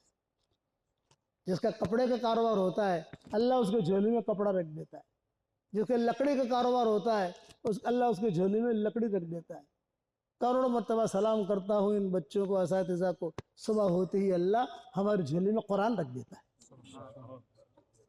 कि सुबह होती है, क्या करते हैं बच्चे, सुबह होती है कुरान पढ़ते। तो ये मेहनत अल्लाह ज़ाहिर करेगा। मेरे वालिद साहब रहमतुल्लाह अलैह फरमाते थे कि अल्लाह ताला मेहनतों को ज़ाहिर नहीं करेगा, ये अल्लाह आजमाता है। हालात का उतार चढ़ाव तो होगा थोड़ा बहुत, लेकिन ये कि आप जो है ना घबराओ मत, अपने आतवार से आदमी करता रहे, अल्लाह के अहकामात को पूरा करता रहे। अब हज़रत खदीजा जी हुज़ूर सल्लल्लाहु अलैहि वसल्लम आए, अरे बेटा आ गया, बेटा आ गया, माशाल्लाह कमा के भी लाया, ये हुआ ये हुआ ये हुआ। घर में खुशी। अरे मोहम्मद ये क्या, ये कह ये हज़रत खदीजा का प्रॉफिट था, उसने भी दे दिया हदिया। ये बड़ी पोटली, ये रासुल माल भी दे दी, और ये मेरा नफा था ये भी दे दिया। अच्छा, अब घर में खुशी, इतना पैसा घर वालों ने देखा नहीं था। फिर कहा मुझे एक राज की बात करनी है। मैं कहा बताओ।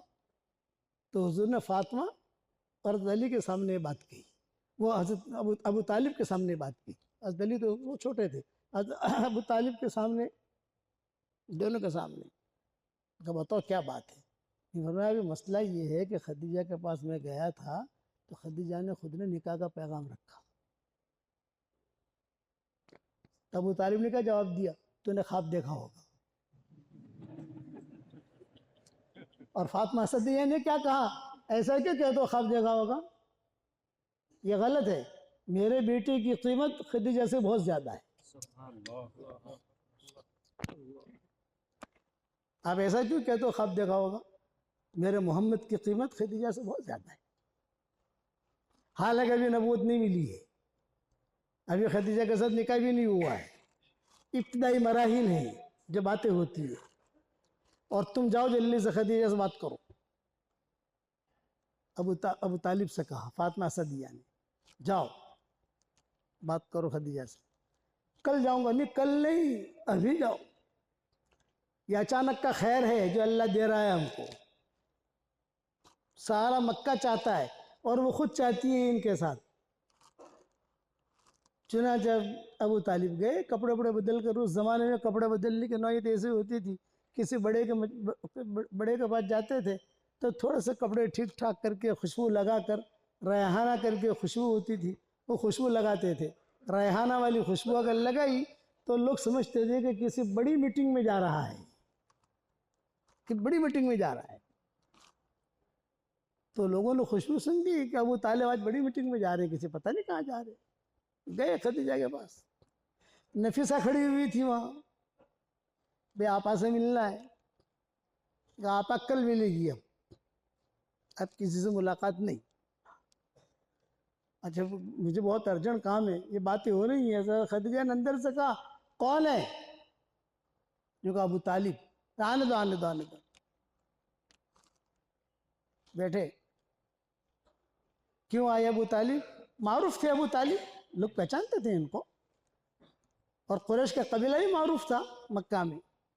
तो अबू तालिब ने कहा कि मोहम्मद आए अभी, माशाल्लाह धंधा बंदा करके पैसे भी अच्छे लाए हैं वो, बस ये कुछ कहा कि आपने कोई पैगाम रखा अपने लिए? हाँ हाँ सही बात है, लाओ चल, हेरा फेरी नहीं, सही बात है, मैंने रखा पैगाम। यूँ कभी आपने पैगाम रखा, वो अबू तालिब बात कर रहे हैं, आपने पैगाम रखा वो बात ठीक है, लेकिन आपका मैयार माल का है, इसका हमारा मैयार नीचे दर्जे के माल के एतबार से। तो खदीजा ने कहा कि आप उसकी फिक्र न करें, वो सारी जिम्मेदारी मेरी है, माल की हो या फिर मेहमानों को खिलाने की हो, मकान की हो, मकानात मेरे पास बहुत हैं। तो अबू तालिब ने आखिर में एक सवाल किया और कहा कि सारी बातों का जवाब तो दे दिया आपने, लेकिन मेरी एक बात का जवाब दो तो मैं मानूं कि रिश्ता पक्का, और इस बात का जवाब नहीं दिया तो रिश्ता पक्का नहीं। हज़रत खदीजा ने कहा पूछो। ये कहा तुम्हारा अब्बा को कैसे खुश करोगे तुम? बाज़ रिवायत में कि बाप जिंदा थे, बाज़ रिवायत में कि बाप जिंदा नहीं थे, लेकिन रिश्तेदार तो थे ना, चचा है, मामू है, ये तो है ना। तुम तैयार हो, लेकिन तुम्हारे रिश्तेदार कैसे तैयार होगा हमारे बेटे के साथ करने के लिए, और तुम्हारे अब्बा कैसे तैयार होंगे? तो खदीजा ने जवाब दिया उसका भी मैंने तरतीब बना ली है। कि क्या तरतीब बनाई? कि मैं रोज़ाना रात को सूरज गुरूब होने के बाद मेरे अब्बा को 1 बोतल शराब की पिलाती हूँ रोज़ाना, लेकिन जब कोई ख़ास काम होता है, बड़े चेक पर दस्तखत करवाने होते हैं, ये समझाने के लिए कह रहा, तो बड़ा काम होता है तो 2 बोतलें पिलाती हूँ। जब 2 बोतलें पिलाते हो तो जो मैं कहती हूँ वो कहते हो ओके ओके ओके ओके, जब अपनी ये बात तय हो जाएगी तो मैं 2 बोतलें पिलाऊंगी। ये अबू तालिब से कहा। अबू तालिब खुश हो गए, अरे वाह माशाअल्लाह, ये तो मेरे का शादी तय हो गई।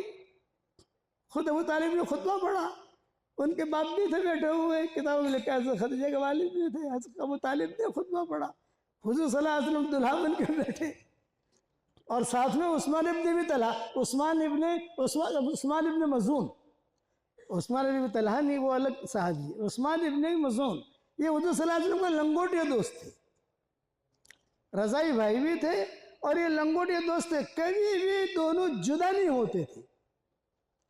वैसे तो हज़रत हमज़ा भी थे, लेकिन हज़रत हमज़ा के यहाँ थोड़ा सा हिजाब रहता था चचा होने की वजह से, कि 2 लड़कियां देखने गए थे और अब्दुल्ला से कहा कि ये आमना है, ये हाला है, तुझे किससे निकाह करना है बता, कौन पसंद है, आमना पसंद है कि हाला पसंद है? तो अब्दुल्ला ने कहा मुझे आमना पसंद है। चल आमना के साथ निकाह हो गया, अब हाला के साथ कौन निकाह करे? बोले मैं कर लेता हूँ। तो अब्दुल मुत्तलिब ने हाला से निकाह किया, एक ही मजलिस में बाप बेटे का निकाह हुआ। तुम्हारे हासुड़ में ऐसा होता है? दुनिया में कहीं नहीं होता। एक ही मजलिस में बाप बेटे ने निकाह किया, हज़रत अब्दुल्ला ने भी और अब्दुल मुत्तलिब ने भी। तो यहाँ अब्दुल्ला आमना के पेट से हुजूर पैदा हुए और हाला के पेट से हमजा पैदा हुए, इसीलिए दोनों हम उम्र थे, हज़रत हमजा और हुजूर सल्लल्लाहु अलैहि वसल्लम। दोस्ती बहुत थी। हज़रत हमजा कहते थे कि भाई साहब कहते थे हुजूर को, तो भाई साहब पूरा मक्का जो है मुझसे डरता है और मैं उमर से डरता हूँ, उमर के मुकाबला मैं नहीं कर सकता और कोई मक्का वाला जो है मेरा मुकाबला नहीं कर सकता, हज़रत हमजा कहते थे। लेकिन उस्मान इब्ने मज़ून ये हमेशा साथ रहते थे। हुजूर की जो शादी हुई तो जैसे दूल्हे के साथ कोई आदमी रहता है ना, अरे तुम्हारे यहाँ होता है नहीं होता, तो पार्टी में जाते हैं, कोई होटल में जाते हैं, कोई खाना वाना पकाते हैं, कहीं, तो हुजूर के साथ रहने वाले ये उस्मान इब्ने मज़ून थे। जब रुखसती हो गई हज़रत खदीजा की हुजूर सल्लल्लाहु अलैहि वसल्लम के साथ और हुजूर जो है कमरे में दाखिल हुए, हज़रत खदीजा ने एक जुमला कहा, कि देखो मैं तुम्हारा हाथ पकड़ रही हूँ, मेरा मकसद कुछ नहीं है, सिर्फ एक वादा मुझसे करो, तुम्हारी पेशानी से मुझे महर या नबूवत का नूर टपकते हुए दिखाई दे रहा है, अल्लाह तुम्हें नबी बनाएगा। यहाँ 25 साल की उम्र है, अभी 15 साल बाकी है नबूवत के। अल्लाह आपको नबी बनाएगा, जब अल्लाह आपको नबी बनाए तो मुझे तलाक मत दे देना, ये वादा लिया। जब अल्लाह आपको नबी बनाए तो आप मुझे तलाक अपने अपने हरम से निकाल मत देना। इस पर हुजूर रोए, क्योंकि ये किस्सा हुजूर को याद था। 25 साल की उम्र के किस्से तो याद रहते हैं ना, भी आदमी 5 साल की उम्र का हो तो भूल जाता है, 8 साल की उम्र का हो भूल जाता है, लेकिन अब तो 25 साल की उम्र हो गई हुजूर की। ये सुनाते थे हज़रत आयशा को कि ये मेरे साथ ये उन्होंने वादा लिया, अल्लाह तुम्हें नबी बनाएगा, तुम्हारी पेशानी से नबूवत का नूर टपकते हुए मैं देख रही हूँ, जब अल्लाह तुम्हें नबी बनाए अपने हरम से मुझे निकाल मत देना, यानी तलाक मत दे देना। तो हुजूर रोए और कहा कि नहीं नहीं, मैं बेगैरत नहीं हूँ। उस्मान इब्न मज़ून उस रात को अलग सोए हैं, वरना एक कमरे में उस्मान इब्न मज़ून का बिस्तर और हुजूर का बिस्तर। वहाँ अबू तालिब की वहाँ भी बहुत पक्की दोस्ती थी।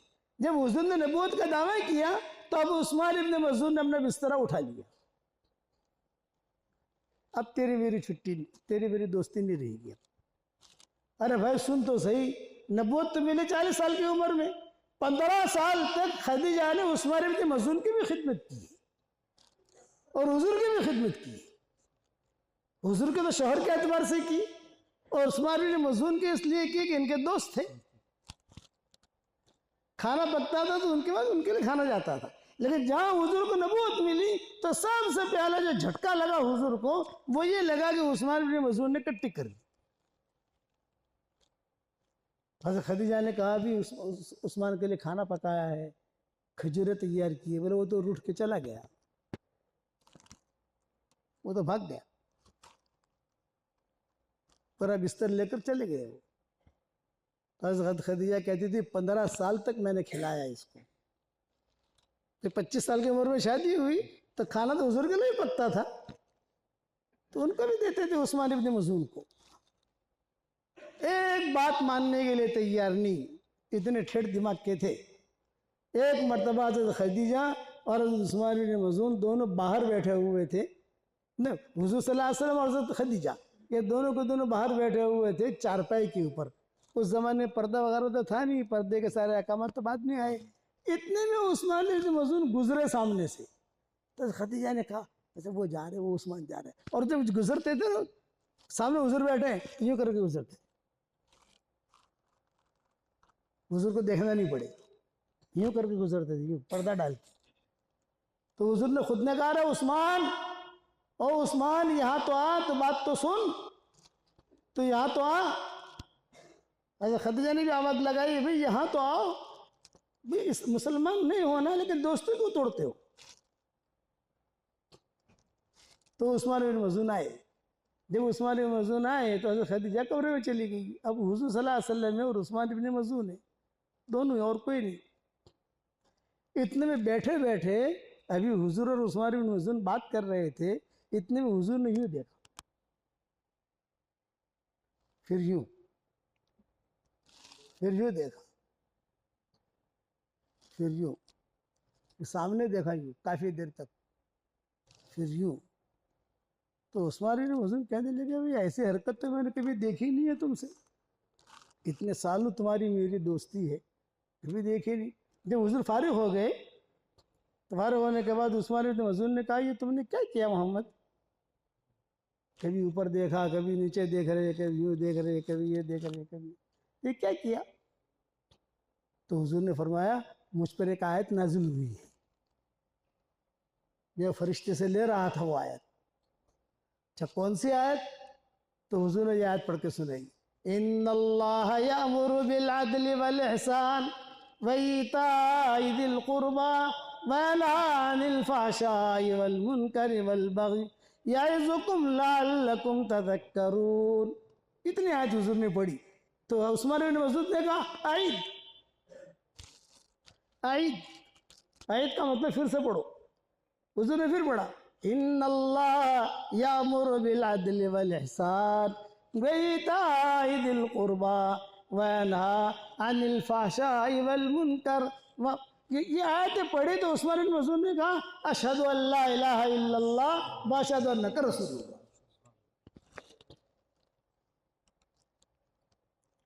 फौरन मुसलमान हो गए और भागे भागे घर पर गए और घर पर जाकर अपना बिस्तरा एक बेडरूम में डाल दिया हुजूर के पास। समझ गए ना हुजूर, अब मैं तुम्हें नहीं छोड़ूंगा। मैं हुजूर ने खदीजा से कहा कि मुसलमान हो गया है, मेरा खाना जो पकेगा तो इसका भी पकेगा। ये उस्मान बिन मज़ून। फिर उन्होंने अब तो मुसलमान हो गए, रज़ी अल्लाह ताला अन्हु बन गए। फिर वहाँ मदीना की हिजरत की, वहाँ रहे उस्मान बिन मज़ून। हुजूर सल्लल्लाहु अलैहि वसल्लम भी जाते थे। हुजूर बैठे हुए थे मस्जिद नबी में, किसी ने खबर दी कि उस्मान बिन मज़ून का इंतकाल का वक्त करीब है। हुजूर ने फरमाया, उस्मान बिन मज़ून मेरा साथी, मेरा दोस्त, हाँ उसके इंतकाल का वक्त करीब है। वो बहकी बहकी बातें करता है। हुजूर गए तो उनकी रूह कब से हो चुकी थी उस्मान बिन मज़ून की। तो हुजूर सल्लल्लाहु अलैहि वसल्लम ने जो है उनकी पेशानी को बोसा दिया, काफ़ी देर तक देते रहे बोसा। और फिर जब सर ऊपर किया तो आपके आंखों में से आंसू थे। सारे मजमे ने देखे। सारे लोग पूछते हैं हमसे कि मरूम हो तो उसके पेशानी को बोसा देना। अरे तुम जिंदू को बोसा नहीं देते, मरूम को कहाँ बोसा दोगे तुम? हमारे यहाँ तो जिंदू को बोसा देने का, अरबों के यहाँ तो बहुत बोसा देते हैं पेशानी को। बोसा देते रहे और सर ऊपर करते थे तो फिर जो आंसू देख रहे। फिर हुजूर ने एक जुमला कहा, ये हमारे काफिले का मुकद्दमतुल जैश है। सबसे पहले तकरीबन बक़ी में यही दफन हुए उस्मान बिन मज़ून कि हमारे काफिले का मुकद्दमतुल जैश है। अब इसके बाद सारा हमारा काफिला जाएगा यहाँ से अल्लाह के यहाँ। बयान बहुत लंबा हो गया, पता नहीं कहाँ से कहाँ पहुँच गए हम। बस आप हजरात से ये कहता हूँ, अपने दिलों में खैर पैदा करो।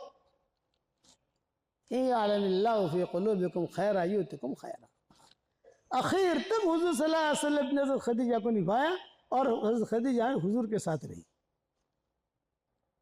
जब खदीजा ने कहा था ना मुझे तलाक मत दे देना, हुजूर ने फरमाया ये नहीं होगा। इंतकाल तक, इंतकाल के वक्त करीब एक ही हफ्ते में तो बड़े बड़े हादसे हुए हुजूर के ख़ानदान में। अबू तालिब का इंतकाल हो गया, फिर हज़रत खदीजा का इंतकाल हो गया एक ही हफ्ते। बड़ा हादसा, बहुत बड़ा हादसा। घर का काम खदीजा संभालती थी और बाहर का काम अबू तालिब संभालते थे, दोनों चले गए। जब इंतकाल का वक्त करीब आया तो हुजूर करीब में बैठे हुए थे, तो खदीजा के हाथ पकड़े हुए थे।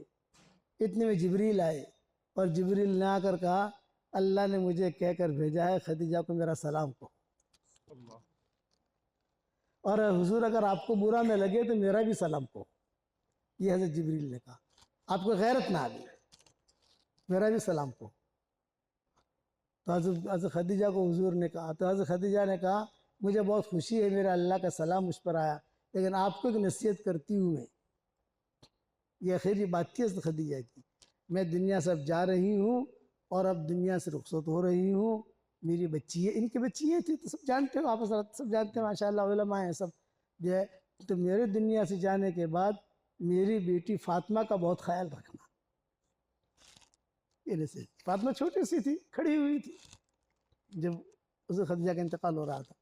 मेरी बेटी फातिमा का ख्याल रखना, और मैं दुनिया से जा रही हूँ। हुजूर ने फरमाया कि जिब्रील एक बात और कह रहे हैं कि क्या? क्योंकि जन्नत में अल्लाह ने 3 महल बनाए हैं। एक महल हज़रत खदीजा का है, एक महल मरियम बिनत इमरान का है, एक महल आसिया का है। तो खदीजा से निकाह तो यहाँ हो गया, और मरियम बिनत इमरान और आसिया से जन्नत में निकाह होगा। तो हज़रत खदीजा ने आंखें खोली, हल तज़व्वजत क़ब्ली या रसूल अल्लाह, आपने मुझसे पहले किसी से निकाह किया? आपने फरमाया निकाह नहीं किया, जिब्रील मुझे खबर दे रहे हैं, ये मैं आपको खबर दे रहा हूँ। इस पर उन्होंने कहा, अशहदु अल्ला इलाहा इल्लल्लाह व अशहदु अन्नका रसूलुल्लाह। इंतकाल हो गया हज़रत खदीजा का। उस वक्त जनाजे की नमाज आई नहीं थी, जनाजे की नमाज बाद में आई, तो बगैर जनाजे की नमाज कर उनको दफन किया। अबू तालिब का इंतकाल हुआ तो फातिमा भागी भागी आई, अच्छा अबू तालिब का इंतकाल हो गया, अबू तालिब एक ही हफ्ते में बड़े झटके। हुज़ूर सल्लल्लाहु अलैहि वसल्लम ने तो अली से कहा कि भाई जाओ, तुम्हारे अब्बा का इंतकाल हो गया है, जो भी तदफीन वगैरह करनी हो कर लो, लेकिन आकर गुस्ल कर लेना तुम, ऐसे कपड़ों में हरम में मत आना। बाप है, कर लो जो करना है वो, लेकिन आकर गुस्ल कर लेना। अब ये हालात, इस हालात के बाद फिर हज़रत खौला ने साथ दिया, हज़रत सौदा से निकाह कराया हुजूर का। ये तफसील इंशाअल्लाह दूसरे वक्त आके बयान करेंगे इंशाअल्लाह, लंबा बयान हो गया। अच्छा बताओ सब तैयार हो इंशाअल्लाह भाई? कुरान खूब दिल से पढ़ो और खूब मेहनत करो, और बिल्कुल मायूस होने की ज़रूरत नहीं है। खूब दिन का काम करो, कुरान बहुत बड़ी नेमत है, बहुत बड़ी नेमत है। असातिज़ा का एहतराम हो और अपने जो दरसगाहों का एहतराम हो, और हमारा जो दावत का काम सदाबहार है, दावत का काम गैर महदूद है। बाकी जितने दीनी इदारे हैं ये महदूद है।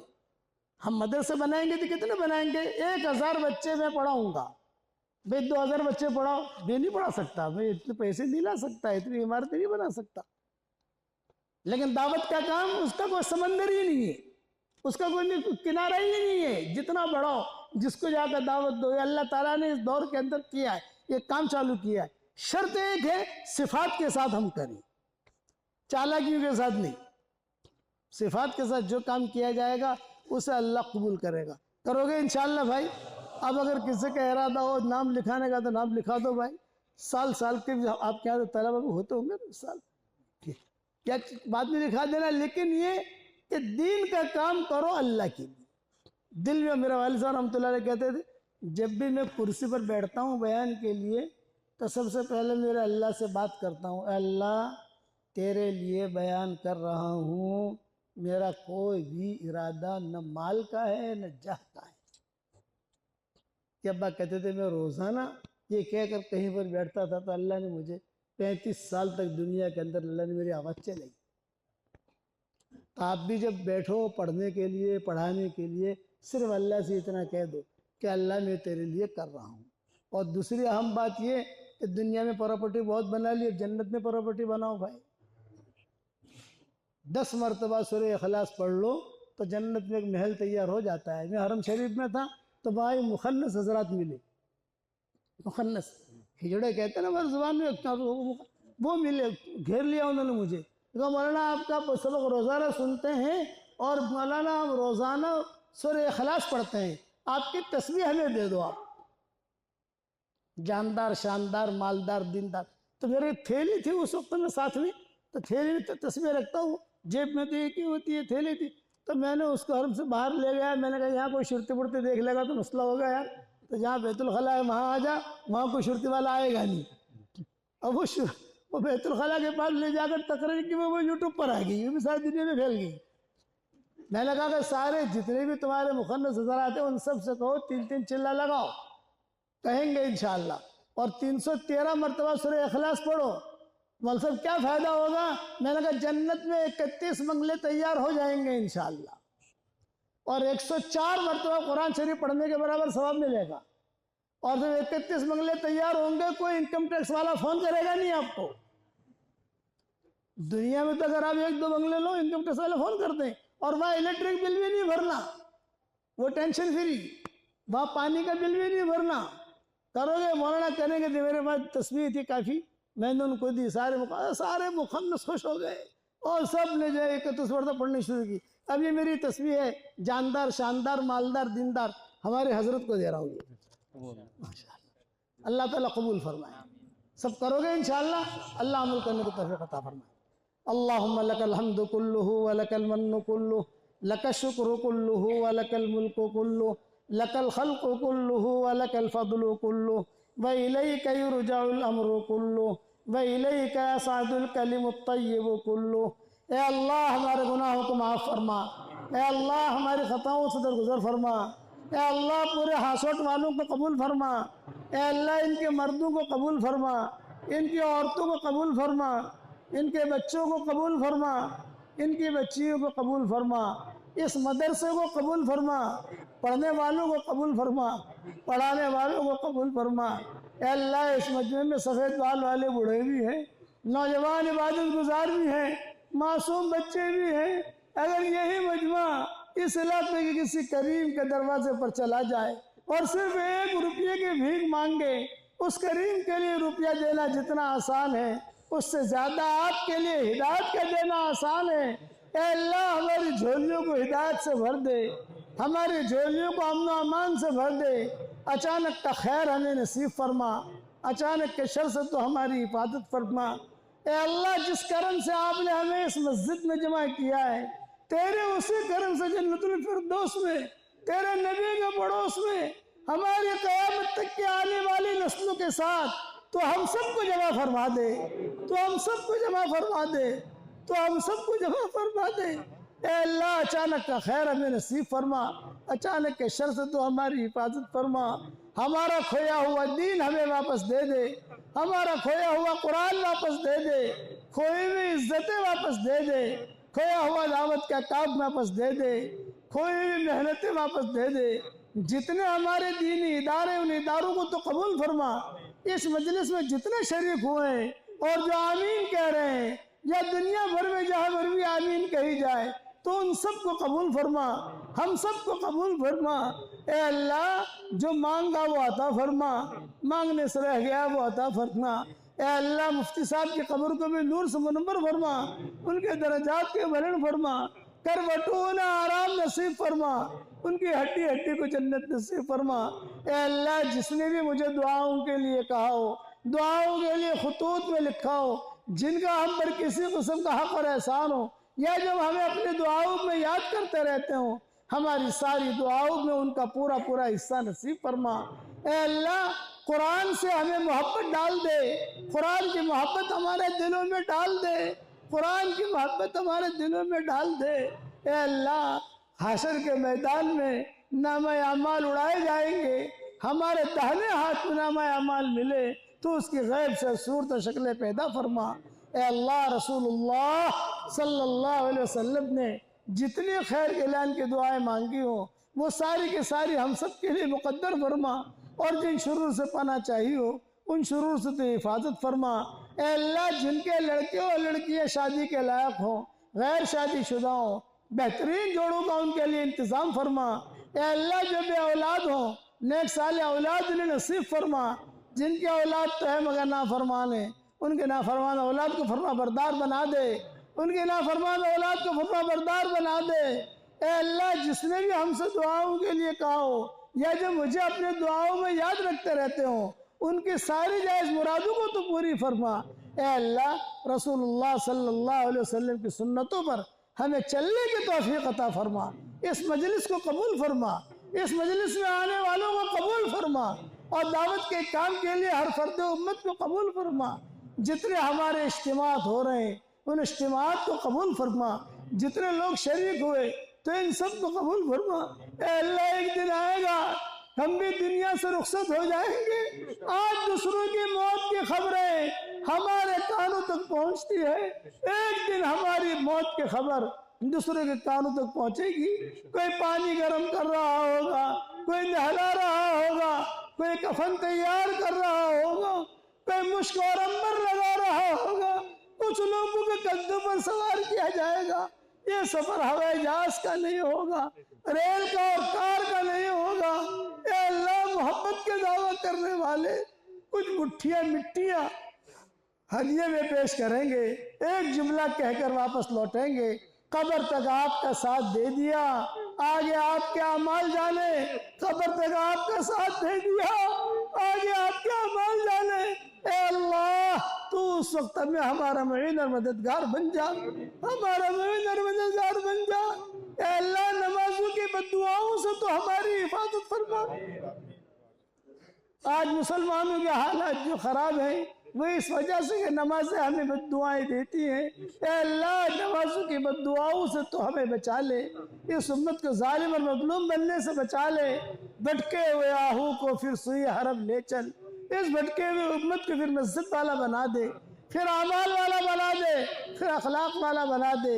और अपने फضल करम से हमारी सारी दुआओं को कबूल फरमा। सुभान रब्बिना रब्बिल इज्जति अम्मा यसिफून व सलामुन अलल मुरसलीन वल्हम्दुलिल्लाहि रब्बिल आलमीन।